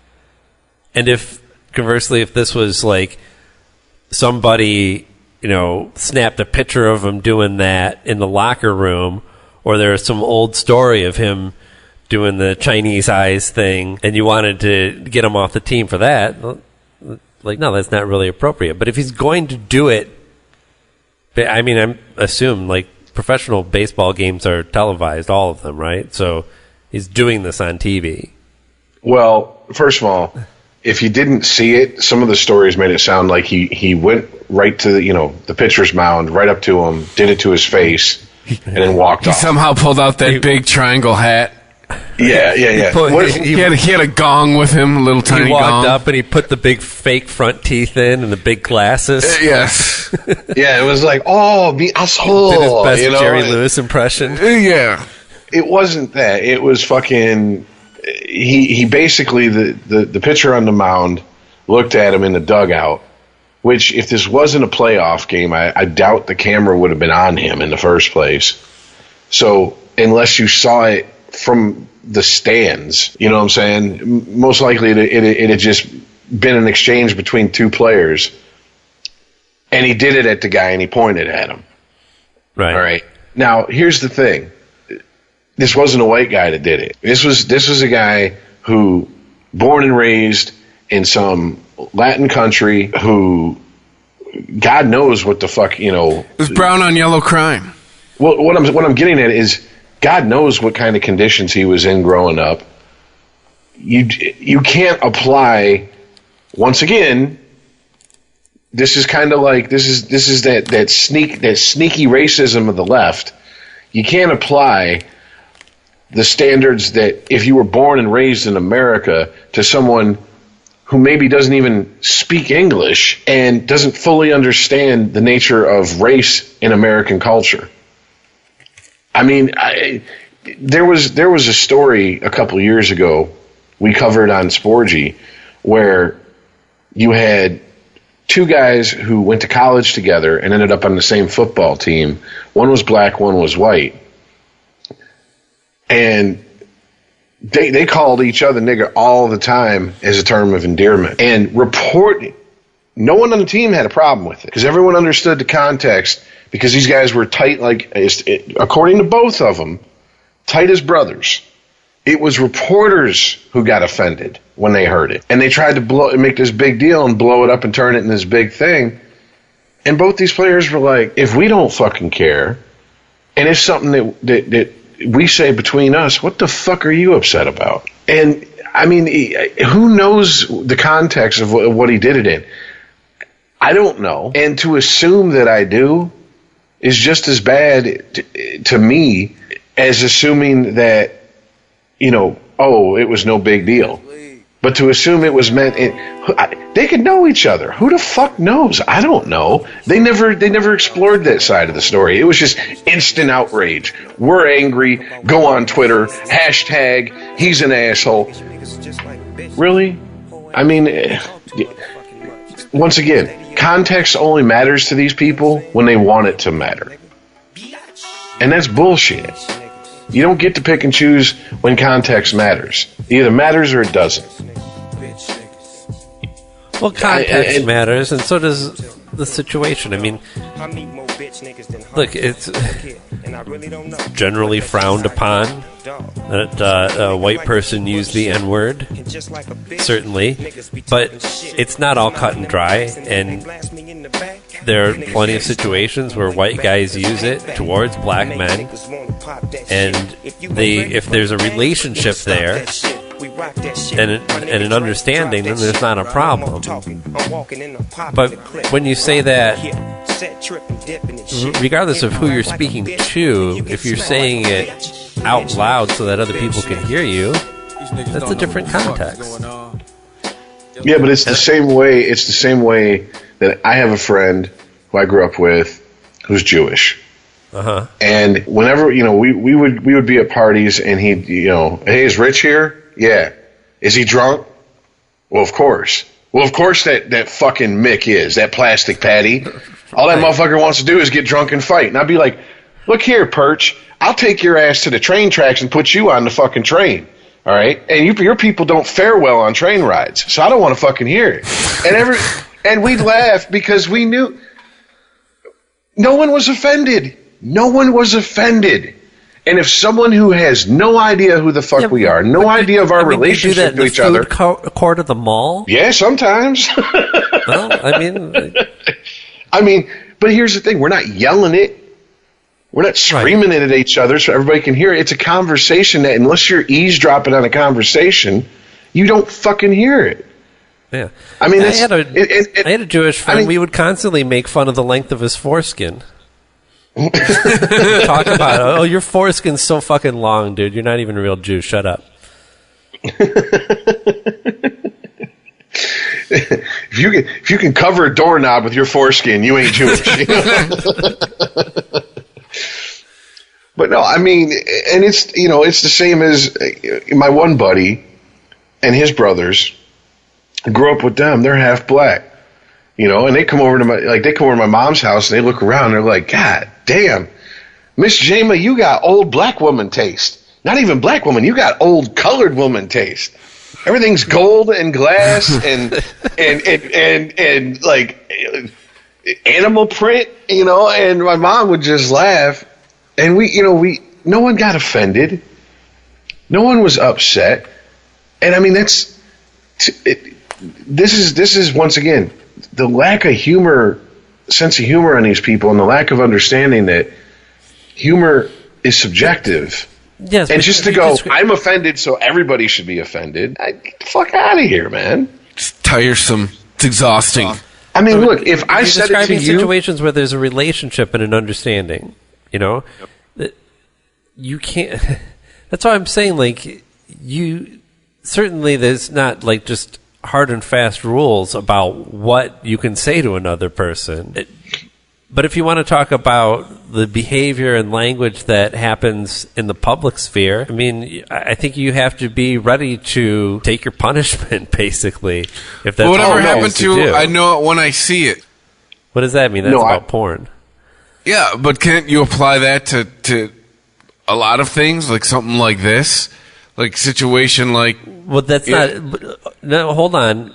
You're confusing that, though. That was not a solution to a problem. That was actually the I know it when I see it argument eventually destroyed all the arguments against trying to police porn at all because it was so subjective. And it wasn't a solution to trying to decide what's acceptable as normal pornographic and what crosses the line. All right. So like to say, I know it when I see it means that everybody is going to have a different standard of what they consider to be acceptable language, or in this case, I know it when I hear it. Well, I mean, the example would be the story that Rich cited. Is obviously those guys know each other. Everybody's cool. Like that is obviously not a case of right. And they were having a private interaction. It's not like they were, it's not like everybody in the orchestra was mic'd up and the audience was privy to their conversation. Some guy knocks on the door in his Klan outfit, and his boys are on the lawn with some torches. No, that's what I'm saying. There's two different stories there. There's the story of the orchestra, and then there's the story of the baseball player. The baseball player is on a stage. The orchestra member and the conductor are having a private conversation, and if somebody overheard it, then they're eavesdropping. I agree with you that, yeah, if one, he was on the largest stage for baseball. It was the World Series. Right. He fucked up. Yeah, people who don't even like baseball watch the World Series. Yeah, he fucked up. He took his lumps, but it's not that I don't have a problem with that. My problem is the people that taking your lumps isn't enough. They want a pound of flesh, and it's like, okay, slow down, Turbo, because I'm sure if we dig in your closet, there's a few fucking few skeletons, and just because you're offended doesn't mean that his career needs to be over. If he went to the pitcher and he said, "Man, look, I'm sorry. I didn't understand that's like massively offensive. My bad." And the pitcher's like, "I understand, man. No big deal. Hey, we're not from this country. This isn't our values. We got to you're gonna have some stumbling blocks." I mean, I just think to that Bernie Mac movie, Mr. 3000, where he's teaching a Japanese player to talk shit, and the Japanese player is like trying to learn how to talk shit, and at one point he's like, "Kiss my black ass," and Bernie Mac's like, "Whoa, whoa, whoa, whoa, whoa, whoa, no, I say that, not you." And he's, it's like, and he's like, "Oh, I'm sorry, I didn't mean to offend you." And he's like, "No, it's okay," but it's like, slow your roll, man. You're getting a little too, getting a little too. You're not black. Now you want to say, "Kiss my Asian ass," kiss my Japanese ass. That what I'm saying. He had to explain to him the shit behind it. That happens, man. That happens. I mean, I growing up when I moved to Florida and I was a kid, and I would go to school, I would see a very dark-skinned Cuban, Puerto Rican, and they looked black to me. Why? Because I was raised in Detroit. Not a whole lot of extremely dark, Cubans up here. A lot of extremely dark Cubans in Florida. And I said to my friend, who was from Puerto Rico, "Hey, that black guy over there," and he's like, "Whoa, don't." And I'm like, "What?" And he goes, "He's not black. Trying to get him stabbed." He's like, "Yeah, he's not black. He's Cuban." And I'm like, "He looks black." He's like, "It don't matter what he looks like. He's from Cuba." I'm like, "Oh, that's offensive?" He's like, "To some people, you just got to be careful, man." I had no idea about that until someone enlightened me to it. And here's the difference. If he'd have came at me sideways with a bunch of fucking, "Oh, you racist, cracker ass motherfucker, blah, blah, blah, blah, blah," I'd probably have a chip on my shoulder. Man, fuck you, dude. But he explained it to me because he understood. I wasn't saying it out of hatred. I wasn't saying it out of thinking I'm better than that person. I said it out of ignorance of the facts. And to me, that's what that situation smacked of. And it was not people who were of Latino descent or of Asian descent that were up in arms about it. Once again, is the whiny ass Tumblr white folks. Mm. And it's like, what are you crying about? You know what I'm saying? It's like thinking that, talking about Canada, Canada has the law, right, where it's illegal to misgender somebody. Not understanding that while certainly there is, I'm sure there's plenty of misgendering that happens out of some sort of spite, some sort of like, not wanting to just accept that somebody who doesn't conform to your reality exists. But a lot of it's just plain old mistake, right? Whether it's not knowing how to gender the person, or just misreading certain cues or something, just being oblivious, Oh, definitely. If you've ever so there worked does have to be if you've ever worked a customer service job where you deal with people, customers over the phone, I've had this happen a handful of times in my life. Someone will be on the phone, and before I get their name or their personal information, by the tone of their voice, I make an assumption. And I have said, yes, ma'am, to guys before. And 9 times out of 10, they don't say anything. And then I say, okay, well, let me get your name. And they'll be like, Larry. And I'm like, Mr. I'm Larry Smith. Yeah. And I'm like, oh, I'm sorry, man. I'm sorry. And it's done. It's over with. I've even when I've had people not forcefully in a pissed off way, but in a, excuse me, I'm a man, or I'm a female, whatever. I'm like, okay, I'm sorry. I make up some excuse because I don't want to say, well, you got a real deep voice there, Hillary. You know what I'm saying? You can't say that. So I say, oh, there's a lot of noise in the background. I'm sorry, I couldn't hear you very well. I apologize. No problem. What, okay, bitch? cool. I can't hear you. That's, to me, if accidentally misgendering someone walks in with a full beard, dressed like a lumberjack, and goes, I'm a female. Well, you ain't wearing a female's uniform. I mean, I go back to that Dave Chappelle skit. Don't call me a hoe. You might not be a hoe, but you're wearing a hoe's uniform. If I was dressed up like a cop and you needed a cop, you'd think I was a cop, wouldn't you? So don't get upset. You know what you looked like when you left the house. And to me, that's where the loophole starts in shit like that, because you know where you got that shirt. We have to stop this bullshit of going, oh, well, that hardly ever happens. No, it happens more and more often. It's not anywhere near the norm, but there's people out there who are shit stirrers. There are people out there who like to get shit riled up for the sake of it, who will go out and claim an offense that's really not there, just to get some shit started. And the last entry in this article speaks to that, which is, I'm just going to skip ahead to it because I remember this vaguely, but apparently Taco Bell not serving fries is racist. Huh? What? And it has a video. Was it started by Del Taco? You know what's racist? That Del Taco don't offer jacked up chicken soft tacos no more. That's racist. No. But yeah, this is the last entry in the article, and there's a video to it. And it says, this may be it, the pinnacle of all 2017 questionable racist accusations. An unidentified woman walks into a U.S. Taco Bell and orders medium fries. A cashier then informs her several times, in fact, that they are a Taco Bell and do not sell fries. After a few moments of Google-eyed confusion, the woman concludes that prejudice is afoot. This is racism, she declares. Yeah, that pretty much sums up 2017 for me. That woman knew. Like, you knew where you were, and you knew what you were doing. This is like, I sent you a story earlier about Eliza Schlesinger. It's a white woman, too. The comedian who held a woman-only show, and 2 guys bought tickets to it, showed up, and were eventually kicked out.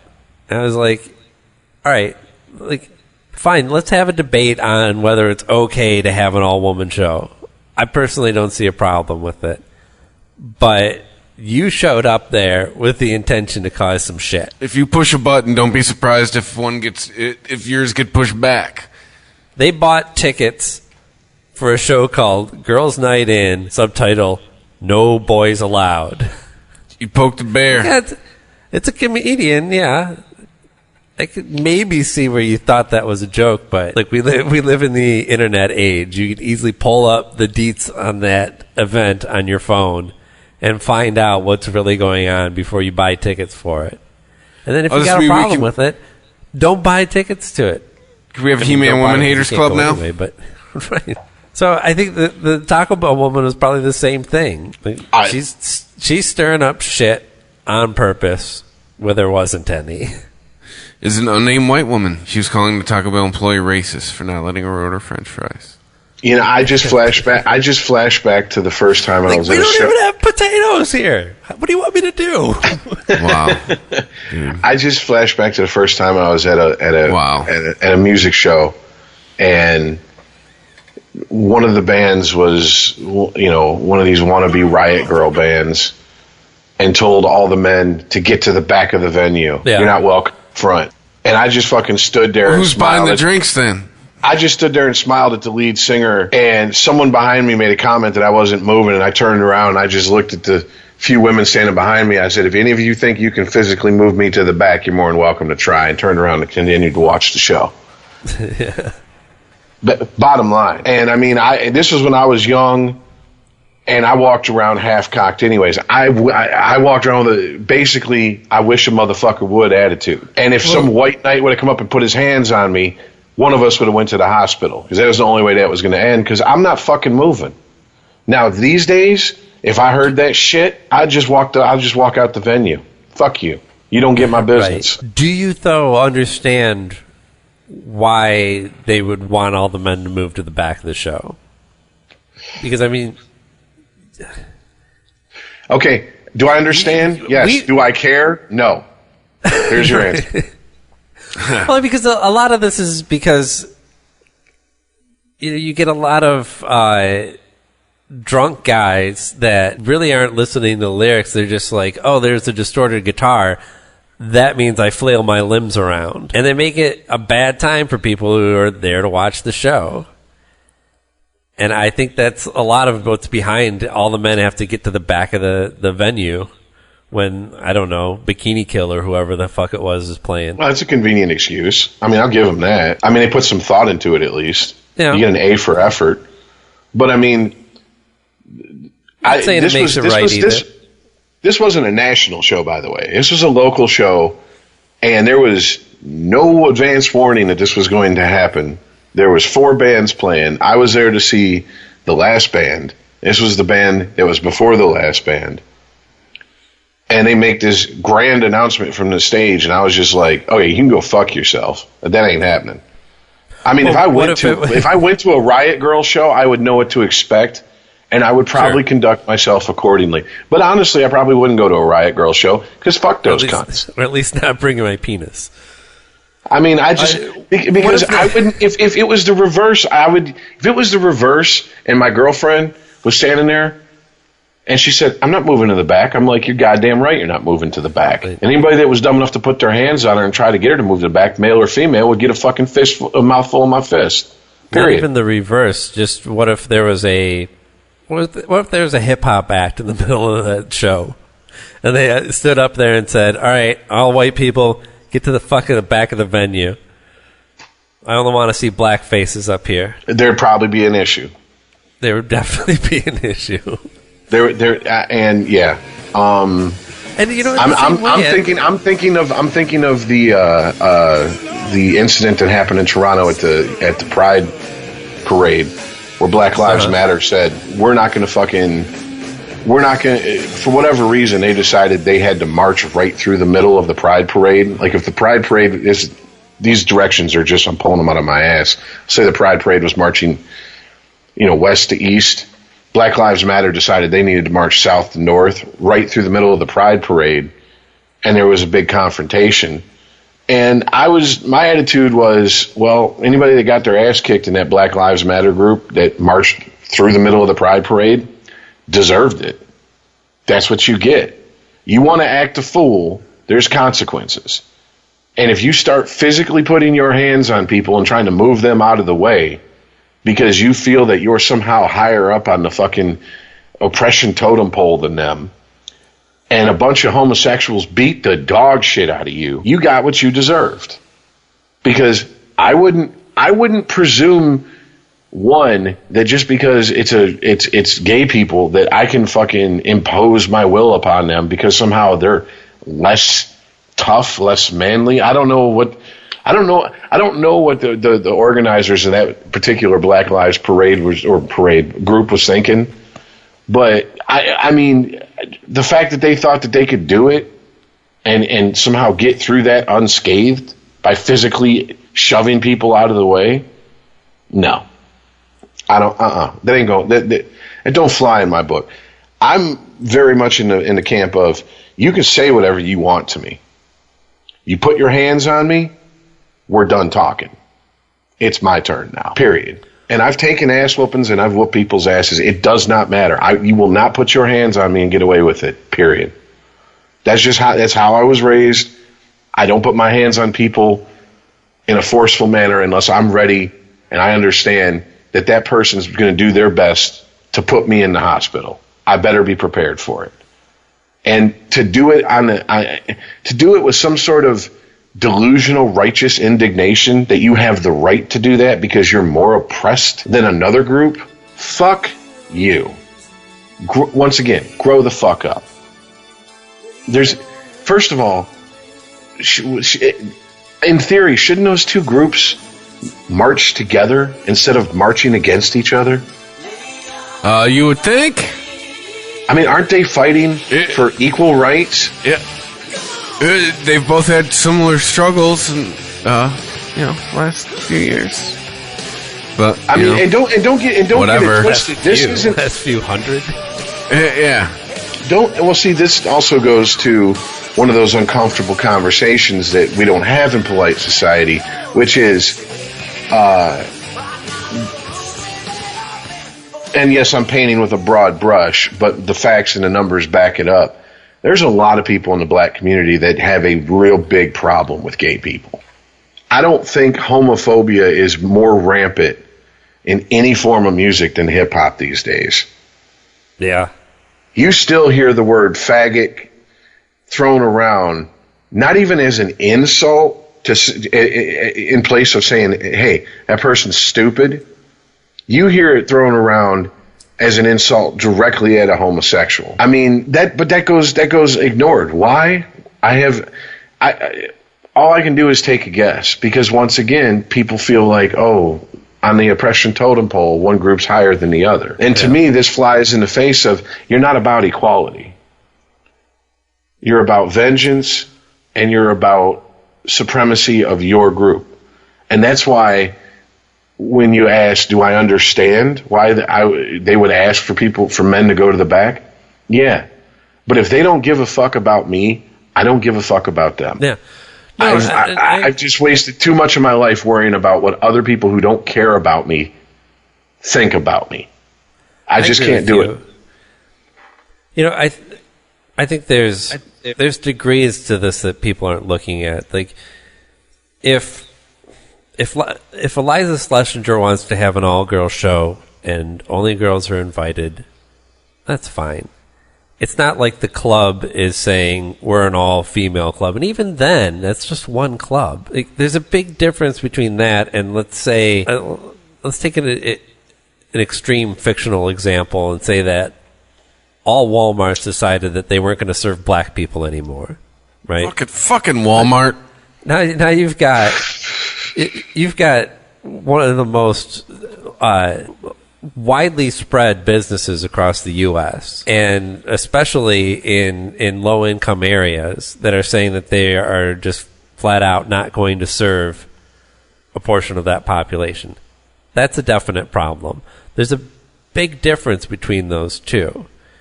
If we're talking, like, even when it comes to independent business owners, like this, the whole bakery thing, the guy didn't want to make the cake for the gay couple because he didn't. Well, that's fine. You know, that's one fucking baker. I'm sure they could have gotten a cake from any number of places. If an independent business person or a comedian or a musician or somebody expressing themselves, or just, you know, if they want to put something out there that will potentially narrow their audience, And these are problems that the market will naturally solve. Either you are good enough and you attract enough of your core audience of females that you can support being a comedian that only caters to females. That's great. But in most cases, that's not the case. Once you start excluding that you're not going to service a certain sectors of the society, you've harmed your business and you'll eventually go bankrupt. Neat. Well, and I've heard the backstory of the whole gay couple go to the baker, et cetera, et cetera. And what irritates me is that there were, and this happens in any news story, especially if they're going for the sensationalism aspect, there were facts left out. And the facts that were left out were this couple went to this baker who wasn't even the closest baker to where they were having the wedding and to where this couple resided. And it's like, okay, wait a minute. If that's the case, then these people showed up at that baker. Why? What was the reason? Well, I mean, because the cake was that good, or was it because they knew that they were going to be told, I'm not going to make the cake, and so they could get a fucking, the outrage going. Also, weren't they told, too, that he would make the cake, he just wouldn't decorate it how they wanted?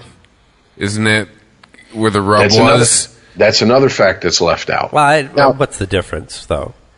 But here's the thing. Once you start going, I'm paying you money to decorate it how I want it. Well, I don't want to decorate it how you want it because it interferes with my beliefs. That's what the whole case was about. No, I understand that, but what's the difference between not getting the cake and having the option of getting the cake that you didn't want? It's like you go to Baskin Robbins, you order chocolate ice cream. They're like, we don't serve chocolate ice cream to white people. Well, I guess I'll just take vanilla then. I mean, there is no difference. That's not a consolation to say like, well, he was going to make the cake. He just wasn't going to, I agree with you. He wasn't going to draw two gay dudes on it.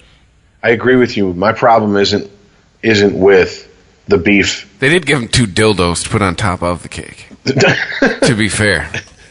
My problem isn't necessarily with that itself. It's the fact that these facts from the story were omitted, and at some point it was done consciously because they knew it would stir shit up. And this has nothing to do with the baker or the couple. This has to do with the media that reported on it.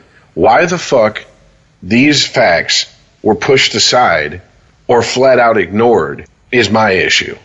Don't tell me you're giving me the whole story and hand me 1/3 of it. That's bullshit. And didn't he lose 40% of his business?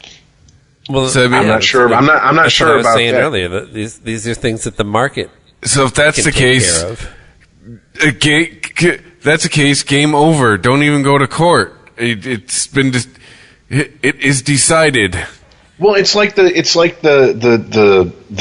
gay couple who had a wedding, and they went to a pizzeria, and they said, "We want you to cater our wedding," or cater a wedding, and they videotaped it.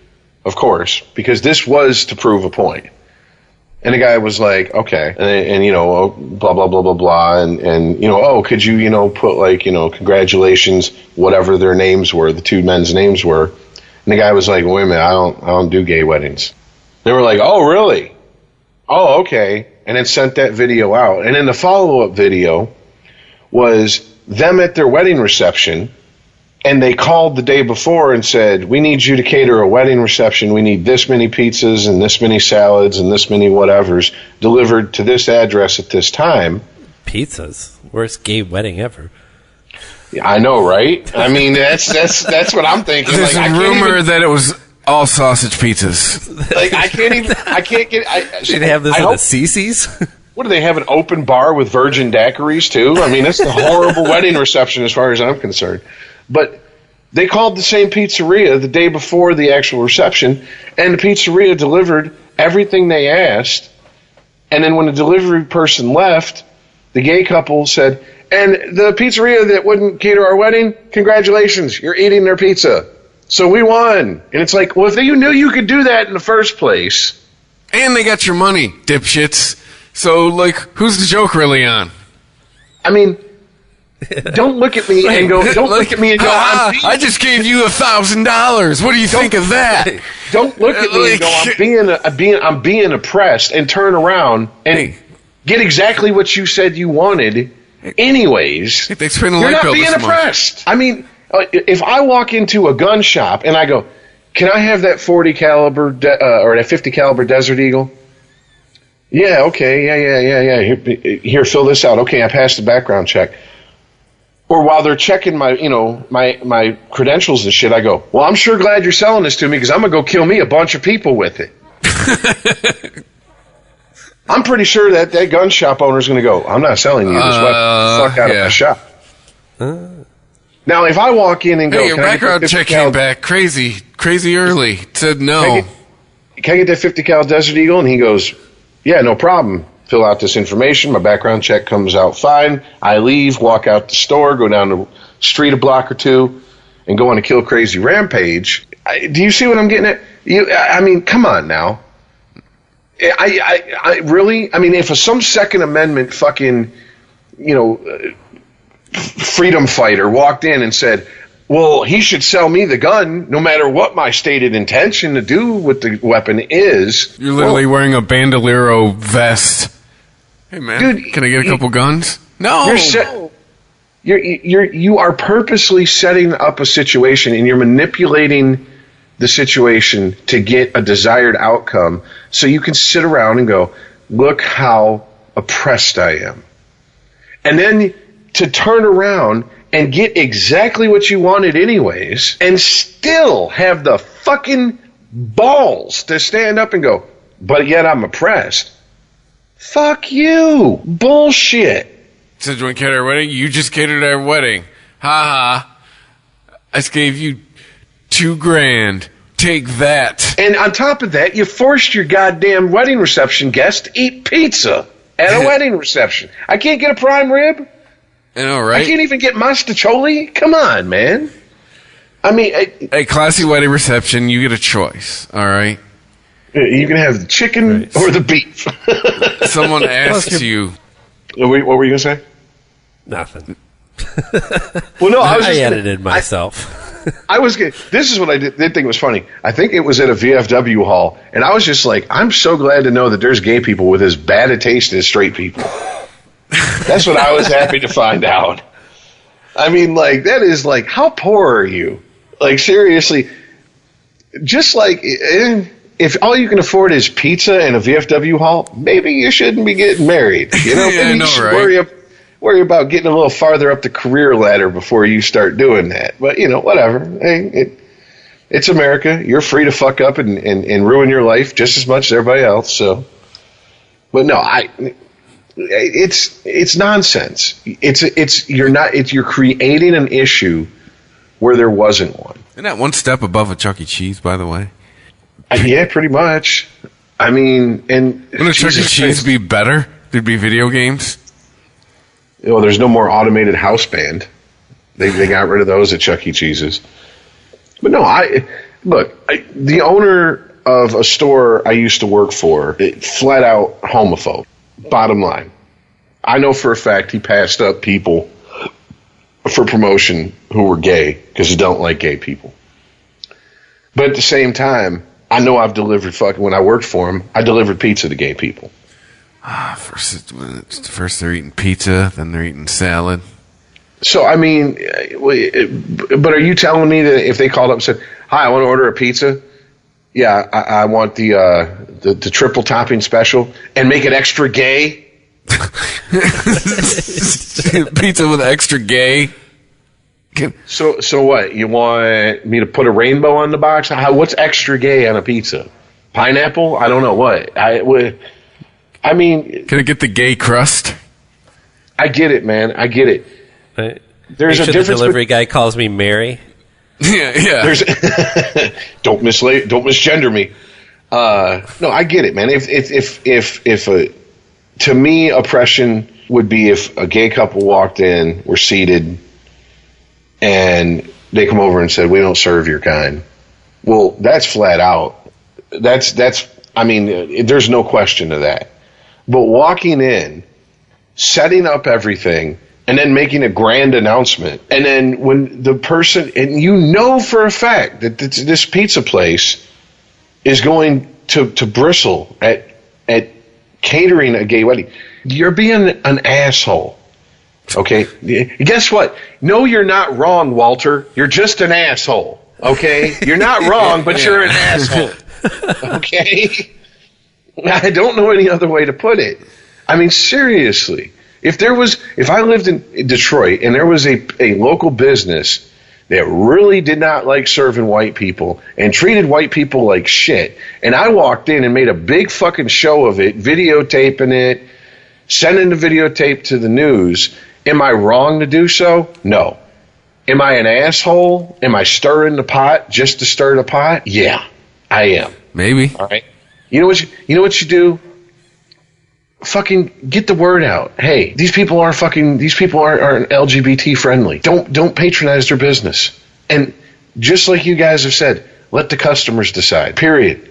Because if we stop buying things because people who work for a business have values that we don't believe in, then we better scrap every Ford car on the road, because Henry Ford was a low-key Nazi supporter. Well, not even all that low-key, to be honest with you. I don't think there's any small business that could sustain a 40% loss in business and still stay afloat. Yeah. A bakery? There's no way. And especially not a bakery. Yeah, who specifically caters to weddings, probably makes the majority of their... Because believe me, there's... Well, if it's in Oregon, if this isn't Portland, that's just not reading the room. Exactly. Exactly. I mean, seriously, it's like going up and opening up, a Black Panther clothing shop in the middle of Howell, Michigan, Connecticut. Yeah. I mean, it's just like the world headquarters for FUBU now in Connecticut.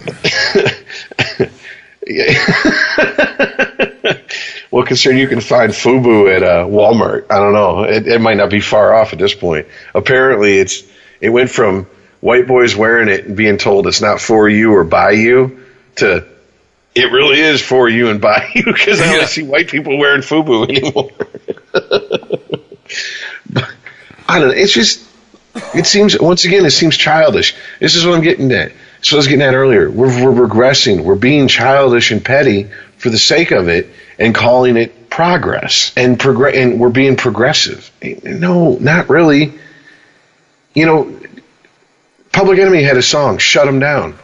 Whole song was about, hey, all these people who aren't part of the black community, who move and open businesses in the black community, profit off the black community, and give nothing back to the black community, don't frequent them. They'll leave. If there's no profit, they will go someplace else. I mean, one of the lines is, "I like Nikes, but wait a minute, the neighborhood needs support, so put some money in it." Public Enemy. And I don't think anyone in their right mind would say Public Enemy was not a militant hip-hop group, especially in the late 80s, early 90s. What happened to just common sense? Hey, these businesses are coming in, they're profiting off our community, they offer nothing back to the community, they don't live in the community, they're just exploiting us. Don't shop there. How hard is that? Vote with your dollar. There's places where you could go to open up. You could go open up a bakery in a place where no one would ever know that you wouldn't make a cake for a gay couple because you wouldn't even be asked. If that's how you want to conduct your business, go find a place to do that. And if you can't, well then, maybe reconsider how your quote-unquote values are affecting your actual business and what's more important to you. I mean, I've never in my life, when I worked, in businesses where we take catering orders, even thought to ask, is this a gay event? Is this an all-black event? Is this an all-white event? I don't give a shit. Just tip me when I deliver the food and set your food up. That's all I care about. Don't be an asshole.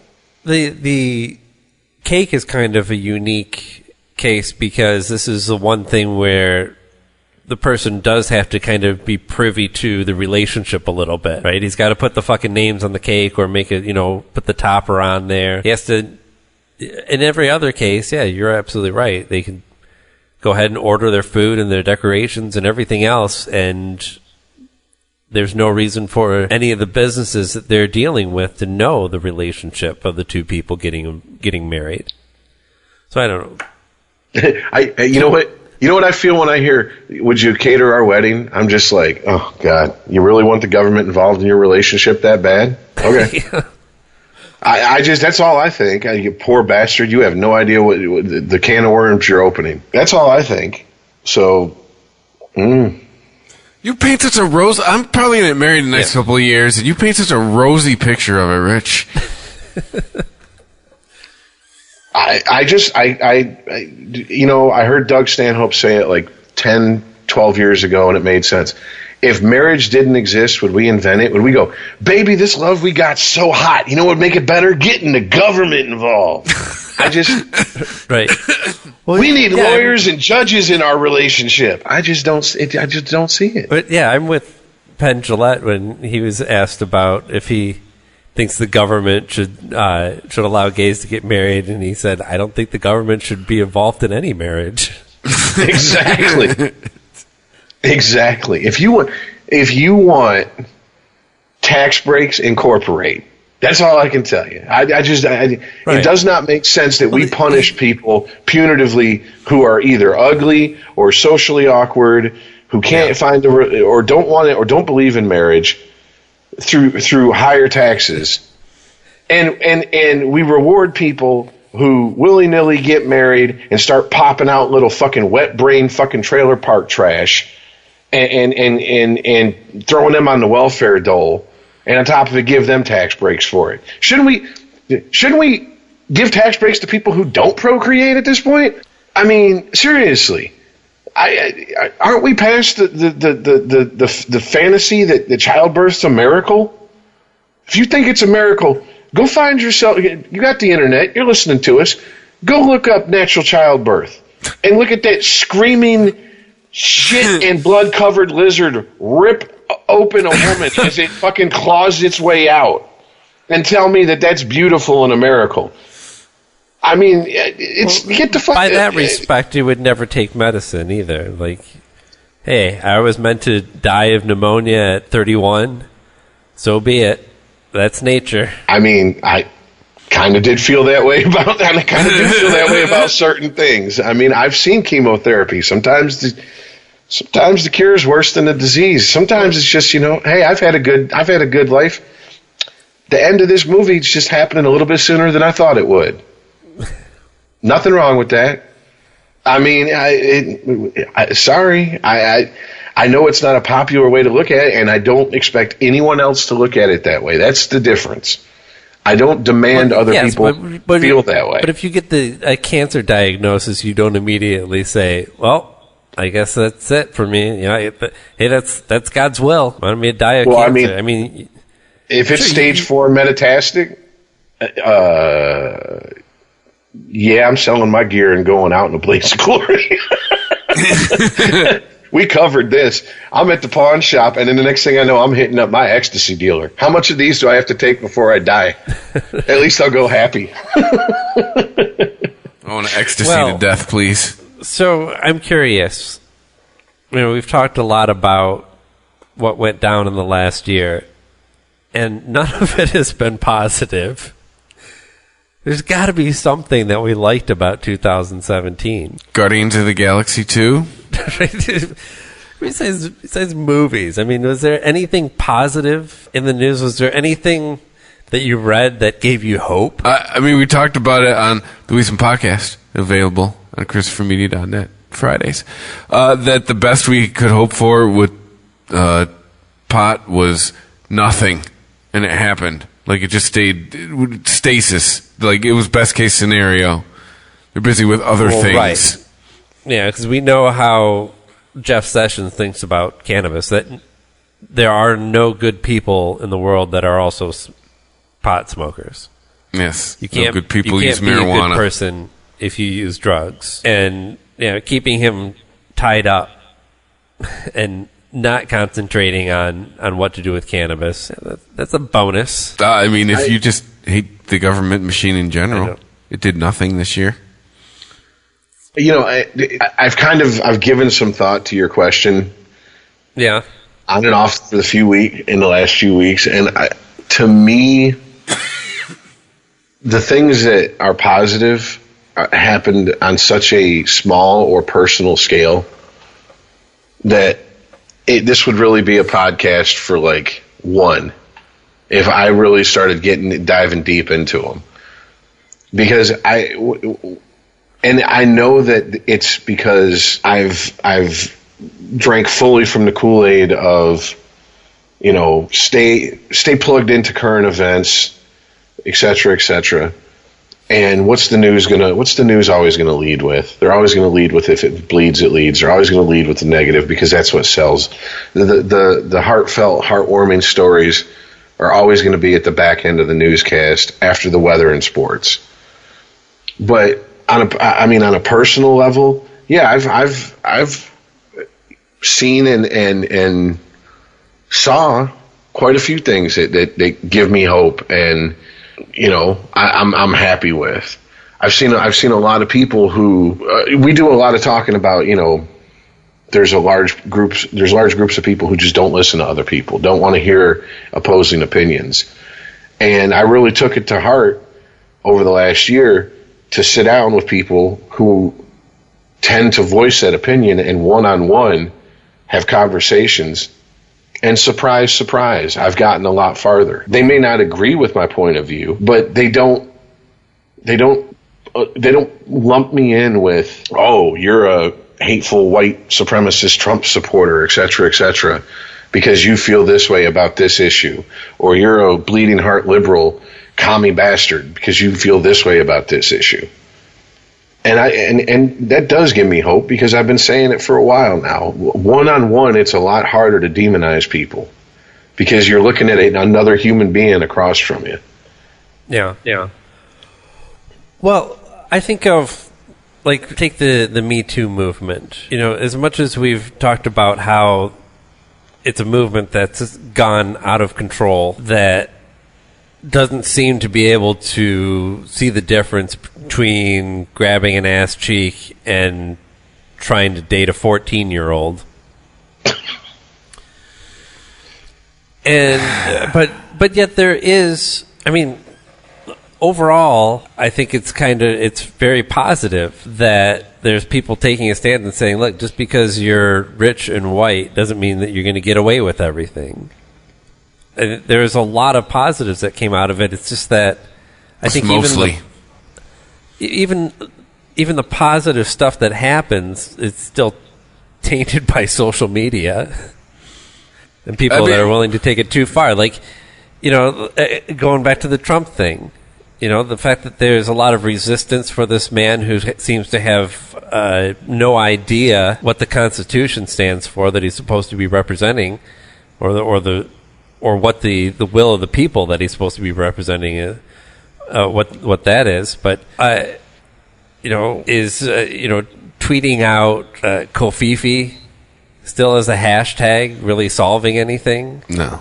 So I think that there are positive things that have happened over the course of this year, but every single one of them has been taken by, you know, either the extreme left or the extreme right and just run into the ground. Can't have nice things anymore. Well, I mean, and I guess on a smaller scale, I was listening to NPR and they were talking about it was one of their little segments about the year in review, and they started off, and I thought it was going to be another story about the Me Too movement, whatever it's going on. And it took a hard left on me. And what it was they were talking about how people obviously are more comfortable coming forward. There's safety in numbers. They feel more believed. But they were also talking about how the very fact that these issues are being discussed on the nightly news, on mainstream radio, television, whatever, that it's I'm quoting them, triggering certain people, but it brought up the fact that there's a lot of things.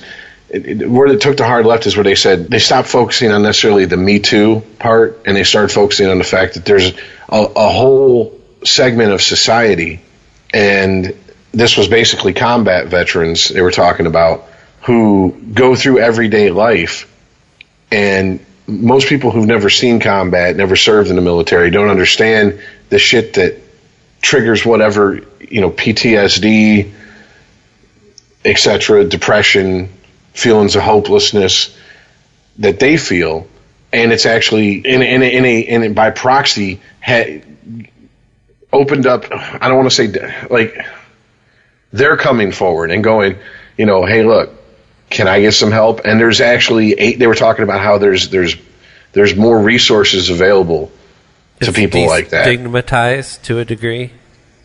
Yeah, and I mean, to me, that's one of the major beefs I've always had. We send soldiers who are just barely on this side of childhood to go witness and do things that are horrific in the name of God, country, mom, and apple pie, and then they come back and we pat them on the back and go, "Good job. Now shut up. We don't want to hear about it." And that's completely unfair. And to offer them no type of support, no type of way to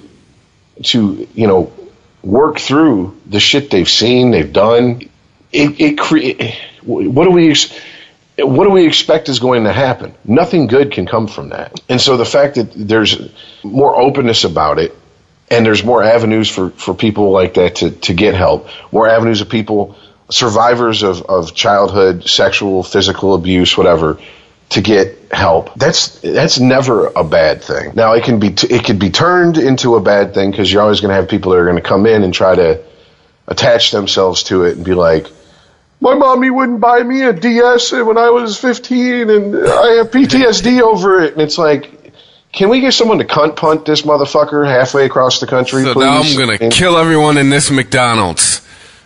Seriously. I mean, it's the overcorrection, and the people who are like, the Me Too to the Me Too.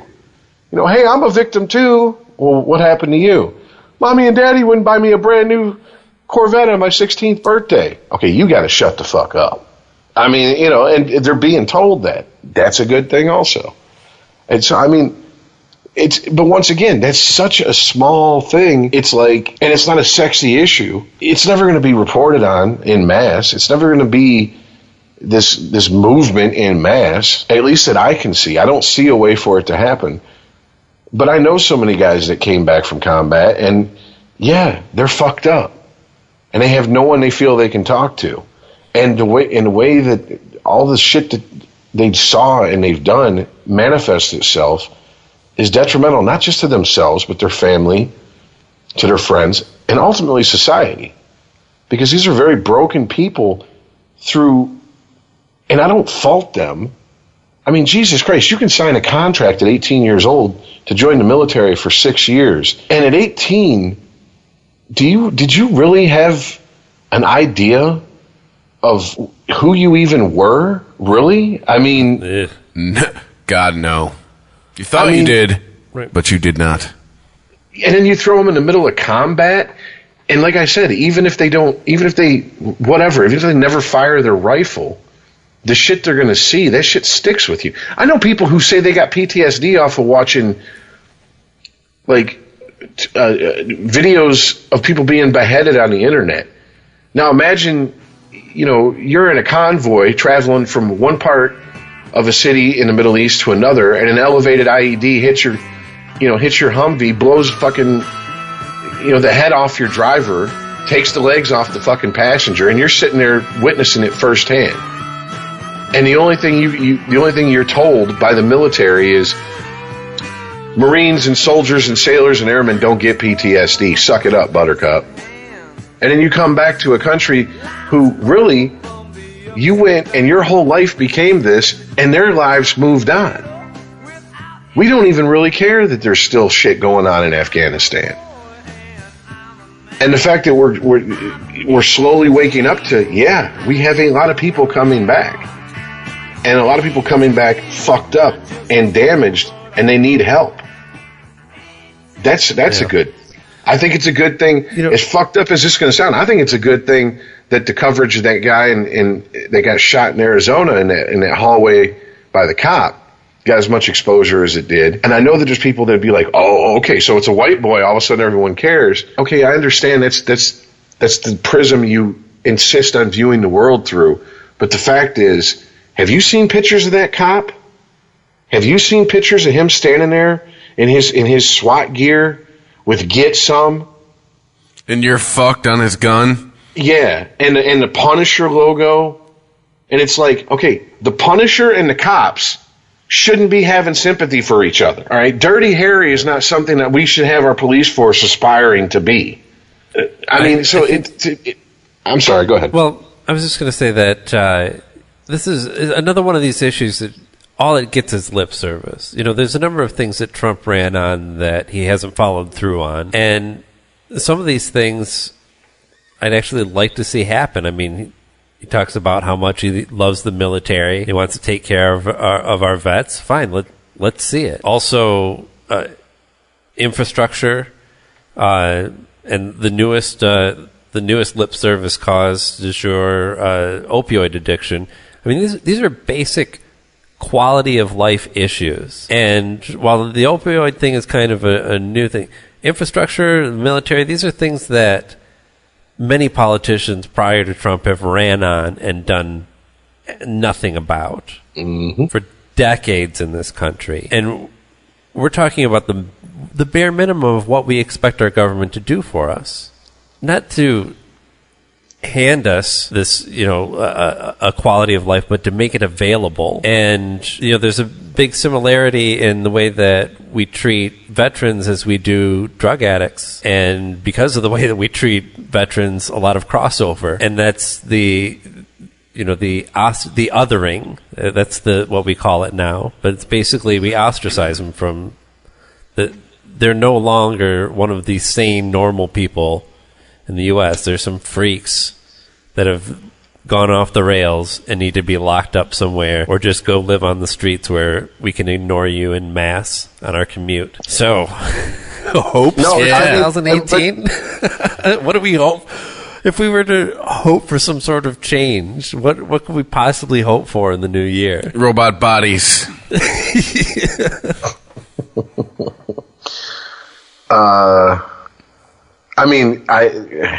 This is gonna.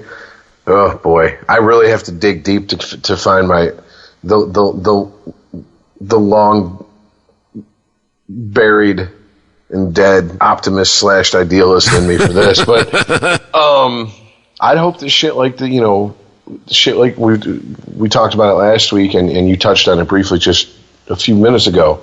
The opioid crisis. I know that there's a lot of people who say, "Oh, now that it's white Americans dying, everybody cares." But when it was the crack epidemic, they weren't victims. They weren't drug addicts. They were criminals. And to an extent, that's right. But there's also something unique about opioid addiction that allows somebody that never has to make that decision to be a criminal, right? Like, if a person is going to smoke crack, they have to make some pretty questionable decisions up until that point where they smoke crack. Right? They don't punch out, and then the guy's like, "Hey, it's a happy hour over at the crack bar. Want to go get a couple rocks?" Get that drop. No, I my hope is that there needs to be a conversation, and the conversation needs to start with, if you want to address historically how we've treated addiction in this country, it is wrong and it is bullshit. And instead of focusing on what my community didn't get the benefit of the doubt 30 years ago, why don't we focus on changing the attitudes of people now? Because harping on what happened 30 years ago isn't going to help us do anything now. It's not a matter of, if we learn from that mistake, then that's helpful. It's a matter of, you should feel shame for this mistake. And this is where I stand up and go, suck my dick. I've never fucking looked at a drug addict and said, there's a fucking criminal, simply because they're a drug addict. I have always had the mentality that we should treat drug addiction and alcoholism more as a mental health and health issue than a criminal issue. So don't lump me in with that fucking group.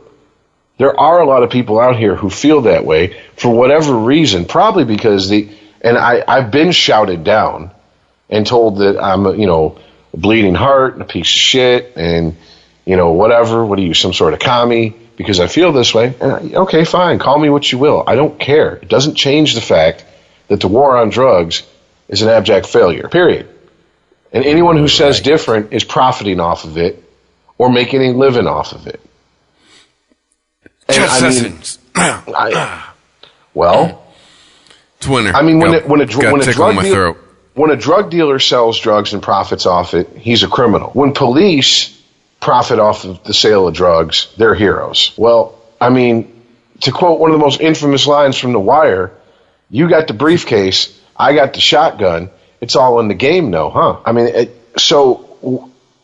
we need to fucking get the stigma off. And I really hope that this opens the door to it. Something positive for 2018. By the end, it'll be half over. Yeah. Well, that is the big thing is, I think we would all like to see Trump out of office. He has no business holding that office. I would like to see it done completely legal, and I would hope that could be done. I don't think it would help us even. I don't know that. I hope that if a real movement to impeach Trump happens, that it happens the right way and with all the right information. That's why I'm willing to be patient with this investigation. I could be totally wrong. Trump could be totally innocent, and if so, then we have to own up to our mistake and tough this one out. I have no hope in anybody or anything. Strap in, everybody. Right, easy, buddy. Okay, well, we'll see what 2018's like then. And aren't you talking about getting married? That's the biggest leap of faith I've ever fucking taken. See? So you got hope in the world. You got hope somewhere along the lines. That's true. Well, I just meant in general with society, like after the last couple of years. Just like, wow, nope. No faith in anybody. Good luck, everybody. No, look, I ask these questions about hope because I'm looking for it. Because certainly there's nothing trend-wise. Like you were saying, Rich, there's little kernels of humanity that you can pull out, and that's always going to be the case. But major trend-wise, we're not going in a great direction. We are trending downward, I believe, as the kids would say. I mean, let's keep that in light of fact that we're still trending upwards on quality of life. I mean, around the world, not just in the U.S. So it is a luxury in and of itself to be able to, take to Twitter and take some time to make yourself a victim of whatever cause du jour you want to attach yourself to. Like, bravo. Like you're saying, you've got no problems left. Your family's fed, obviously. You've got a roof over your head. You've got a job.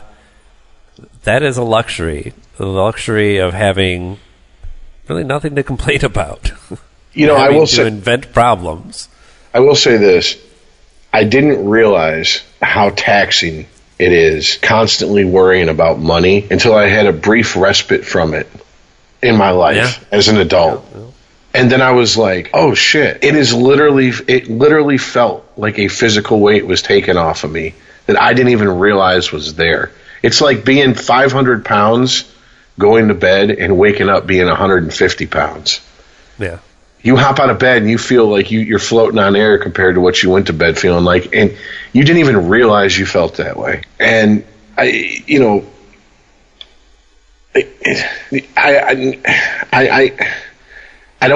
want to fucking come off like, you're privileged and you need to check your privilege if you live like that, because I truly do believe most people in this country work hard to get to that point, make sacrifices to get to that point.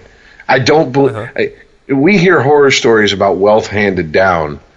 The Trump syndrome. I took a small loan of $1 million from my father. Okay, that's a tiny percentage of people in this country that have the ability to do something like that. Most people, they just want to do a little bit better than their parents, and they want to provide a little bit easier life for their kids than the life they had. And maybe I'm foolish to hope this, but it seems like we were stagnant. That the quote unquote Great Recession really fucking took the air out of a lot of people's sails, as far as let's move this country forward, et cetera, and an upward mobility. And I'm not an economist. I can't attribute what's going on with the economy to Trump. I can't attribute it to Obama, because if I did, it would just be purely pulling that out of my ass. But it seems like we are doing better. Now, can we do better than we're even doing? Of course we can. Yeah. Well, but there's a big difference between upward mobility and quality of life, right? Like when they do, a while back they did a study on this where they just asked a bunch of different people in different tax brackets about how much they worry about money. And they found that's where they come up with the $70,000 number. That this is a number where it seems that once you hit that, you may worry about money, but you don't worry about it as in is there, am I going to be able to pay this bill, or is there something that I'm really missing out on? And you can have all the basics, but let's define what the basics are, right? Because that's all upward mobility shit. Statistics show us that it's not as easy to move up as it was for previous generations. That we're not the bastion of upward mobility that America once was. That doesn't mean that our quality of life is slipping, though. Or certainly our definitions of what it means to be middle class are shifting. We're starting to even subdivide that up more. $70,000, that makes sense. It's a nice number. Most families can live pretty decent lives off of that. But this is having everything that you could want out of modern society, basically. It's not riches and wealth, but when you want to go out to eat, you want to go to the movie, you want to, buy yourself some nice electronics, you don't have to decide which one of those three you want to do. You just do it. You're living the Homer Simpson life, where he just fucking spends money and never seems to have to deal with any of the consequences. I don't know. Don't ask me how the economy works. Yeah. That's what he says to Frank Grimes. And in reality, half of that, make $35,000, and you can make that work, and you can have quality of life. You won't feel like you have upward mobility, but as much as you might want to bitch about, how there's other things, you can't afford the new iPhone, or to, get all of the digital entertainment that you want beamed into your house. But let's just look at the numbers of what quality of life means. Are you living longer? Is it a healthier, more productive life? I mean, these are all yeses. Our quality of life is increasing. Our upward mobility and our definitions of what it means to be comfortable and successful are constantly shifting. We are living healthier, more productive, happier lives, free from terror and fear. And that is one of the ironies of modern society, because we're told to fear random acts of violence, fear the terrorism, the lone gunman, freak accounts on the news, the 1 in a million chances. Exactly, and we're living in the safest time in recorded history. Yes, at least here in the Western world, and it's hard. This is one of the things that they really hammered at in rehab that I didn't get until much later was gratitude, being grateful. And I always took it as a joke. I was like, oh, I should be grateful? Oh, okay. Yeah, what am I grateful for? All right. And then I would sarcastically list off things. As the farther away from it I got and the less cynical I got about being told that, the more I realized yeah, I do have problems, but I could have a lot worse problems just by virtue of being born someplace else. I mean, I'm very lucky that I have a core group of friends that, yeah, we don't hang out every day. We're not, up each other's ass like we were when we were younger because we have families and we each have our lives.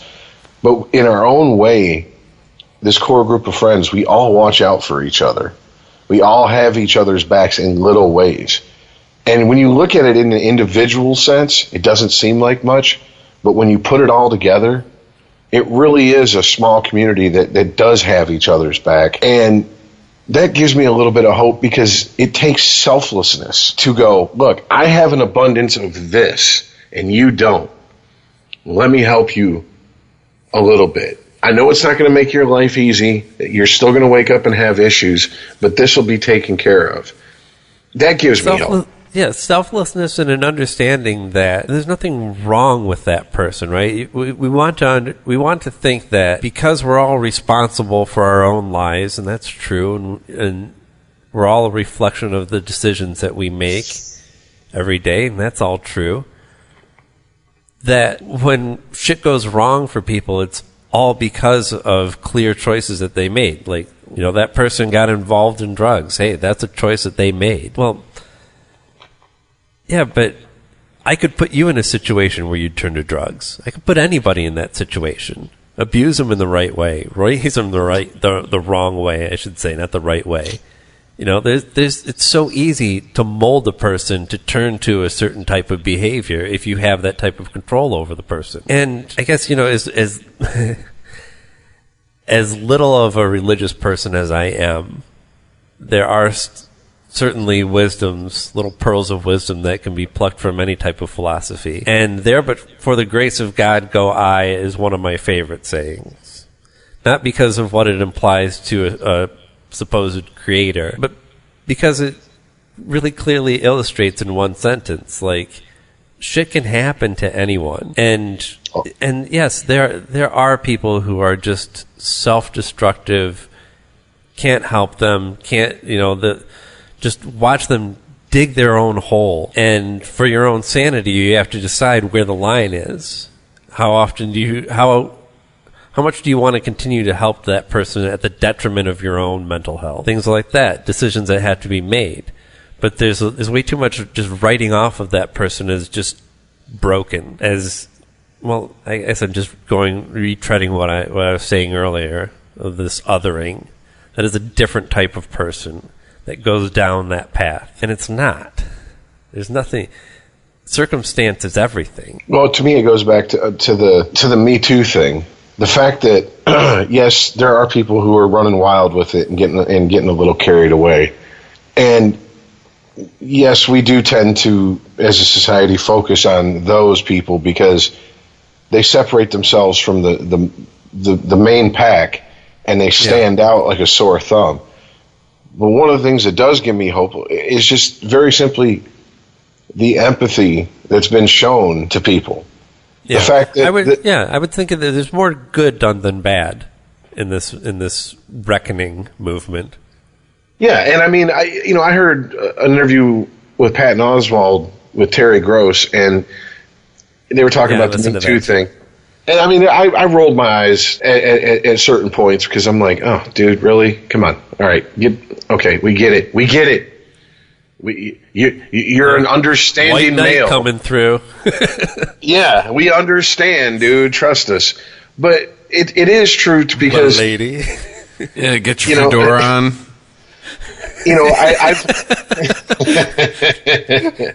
I've had conversations with women who are in my life who, for whatever reason, I have no reason to doubt their word, and they're like, it's just something you just learn to deal with, and it's not the bullshit microaggression stuff. Not even necessarily like, walking down the street and someone goes, hey, how you doing? That's not. These are people who are well aware that's not sexual assault.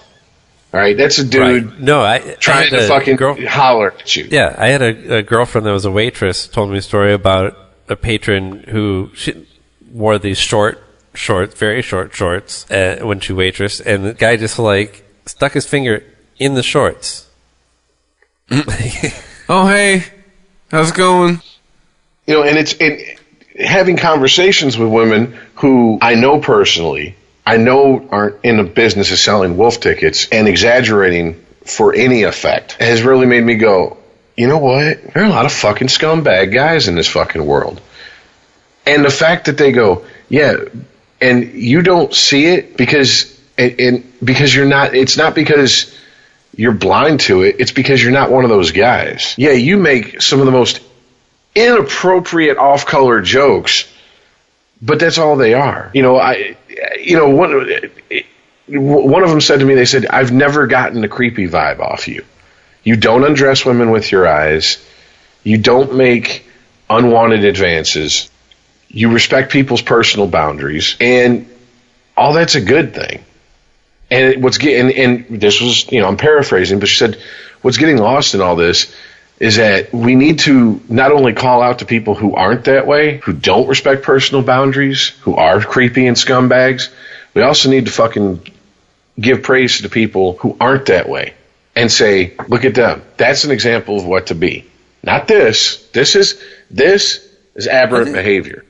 That's a good point, because it cuts off at the knees this argument of like, well, as a man, I can't even hit on a woman anymore. Like, just present some good alternatives. Well, it goes back to people who always have a criticism of everything you do, and when you finally, and I've had this in my life multiple times, I finally get a gut full of their criticism, and I go, fine, what do you want me to do? Since you know everything, you tell me what I'm supposed to do, because everything I do is wrong to you, and you just watch them shut their mouth because they have nothing to say, because that's not what they're about. They're about pointing fingers and going, you're an asshole, you're an asshole, you're an asshole, because it makes them feel better about themselves. But when it comes time to find some answers, they ain't got shit to say. They have nothing to offer.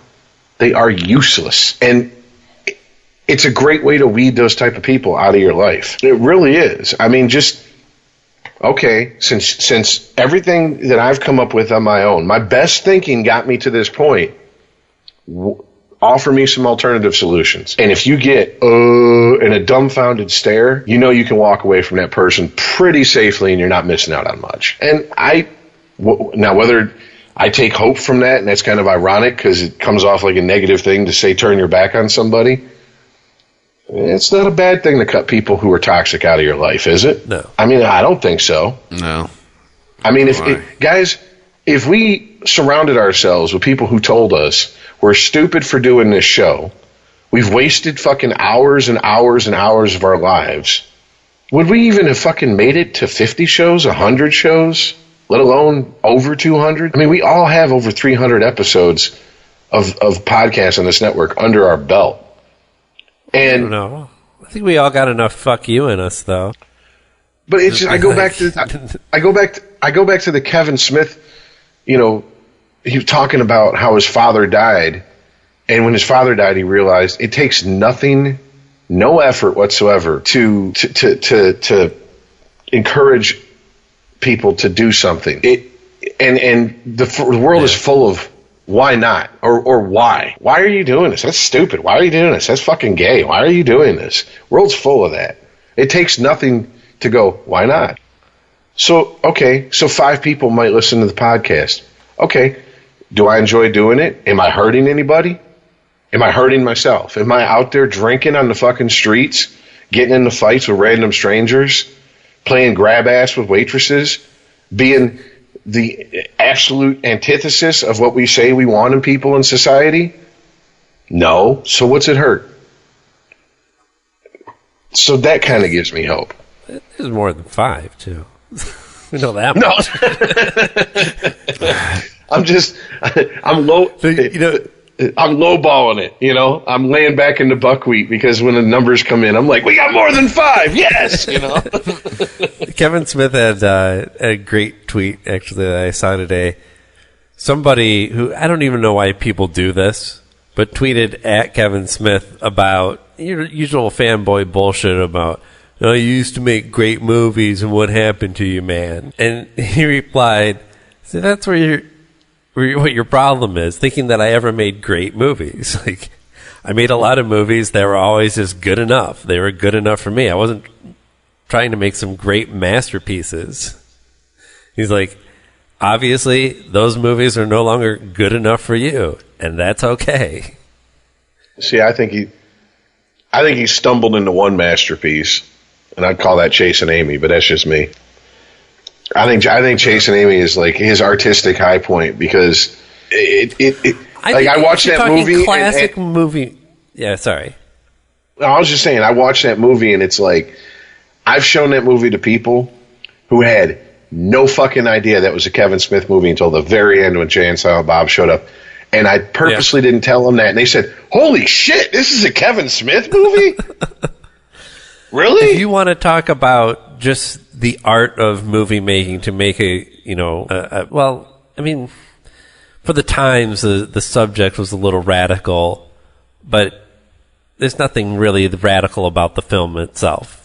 There's a kind of timeless quality to it. Whereas, like, I think his high point would be Dogma, but that's not very traditional storytelling type of movie. Oh, I'd put Dogma at a very close second to Chasing Amy. Those are my two favorite Kevin Smith movies, so. I guess with the difference that I'm trying to, like, I feel like Dogma is the epitome of him as a person and his whatever message he wanted to portray with that movie. Whereas Chasing Amy was the epitome of him as a filmmaker. Like, no doubt he did his best, tightest, scripting and editing and everything just came together on that it is just, you're right. I mean, technically it's a better film than Dogma, but I feel like Dogma has so much more personality to it that, which is, like it's almost a downside for me that Chasing Amy could have been made by anyone. Like, Kevin Smith is the type of director who, I want to see a Kevin Smith movie. And that doesn't mean I want to see, a crappy movie with, like, subpar acting in it. It sometimes happens that way, but most times it works out. But I want to see I want to see Kevin Smith's personality in film form. I just do have to say, I think it's weird that you like Dogma as much as you do, and you weren't raised religious at all. And here are me and Chris, and it's like, Chris obviously Catholic, me Baptist. I'm like, I've shown that movie to non-religious people, and they're like, I don't get it. I never had all that religious conflict in me, so I don't get this movie. But I love it all as an outsider. I mean, I'm just as fascinated by actual religions as I am, fantastical worlds like Star Wars and the Marvel Universe.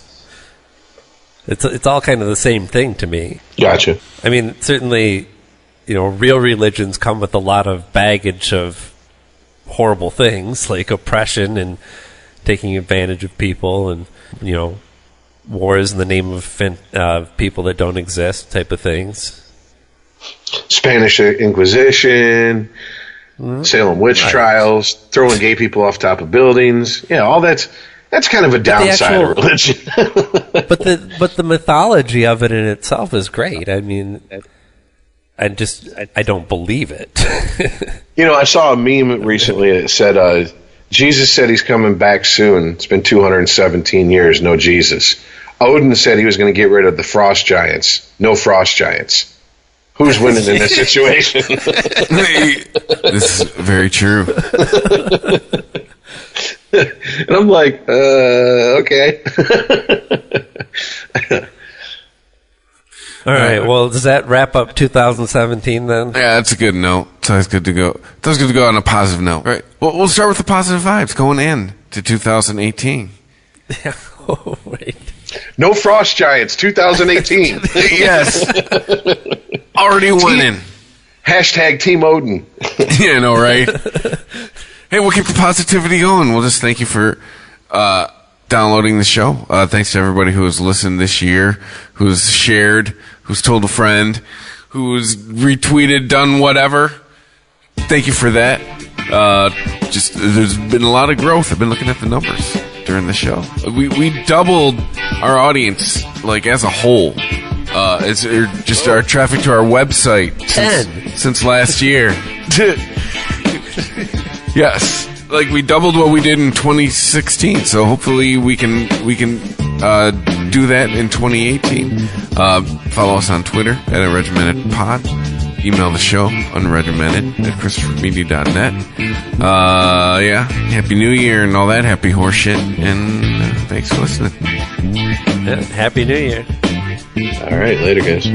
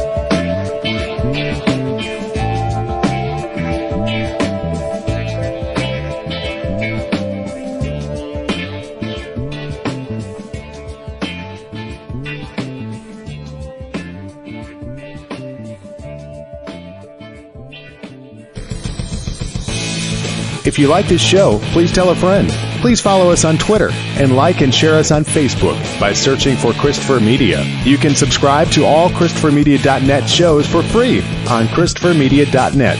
Please make sure to rate and comment on all your favorite Christopher Media shows. Thank you in advance for supporting Christopher Media by clicking on the PayPal button and by clicking through to all the sponsors who support ChristopherMedia.net. Thank you for visiting ChristopherMedia.net, and thank you for listening. Thank you for visiting ChristopherMedia.net. You can go from dreaming to achieving, from managing your fantasy team to managing a real one. At Fairleigh Dickinson University, go for what you love. Visit fdu.edu today.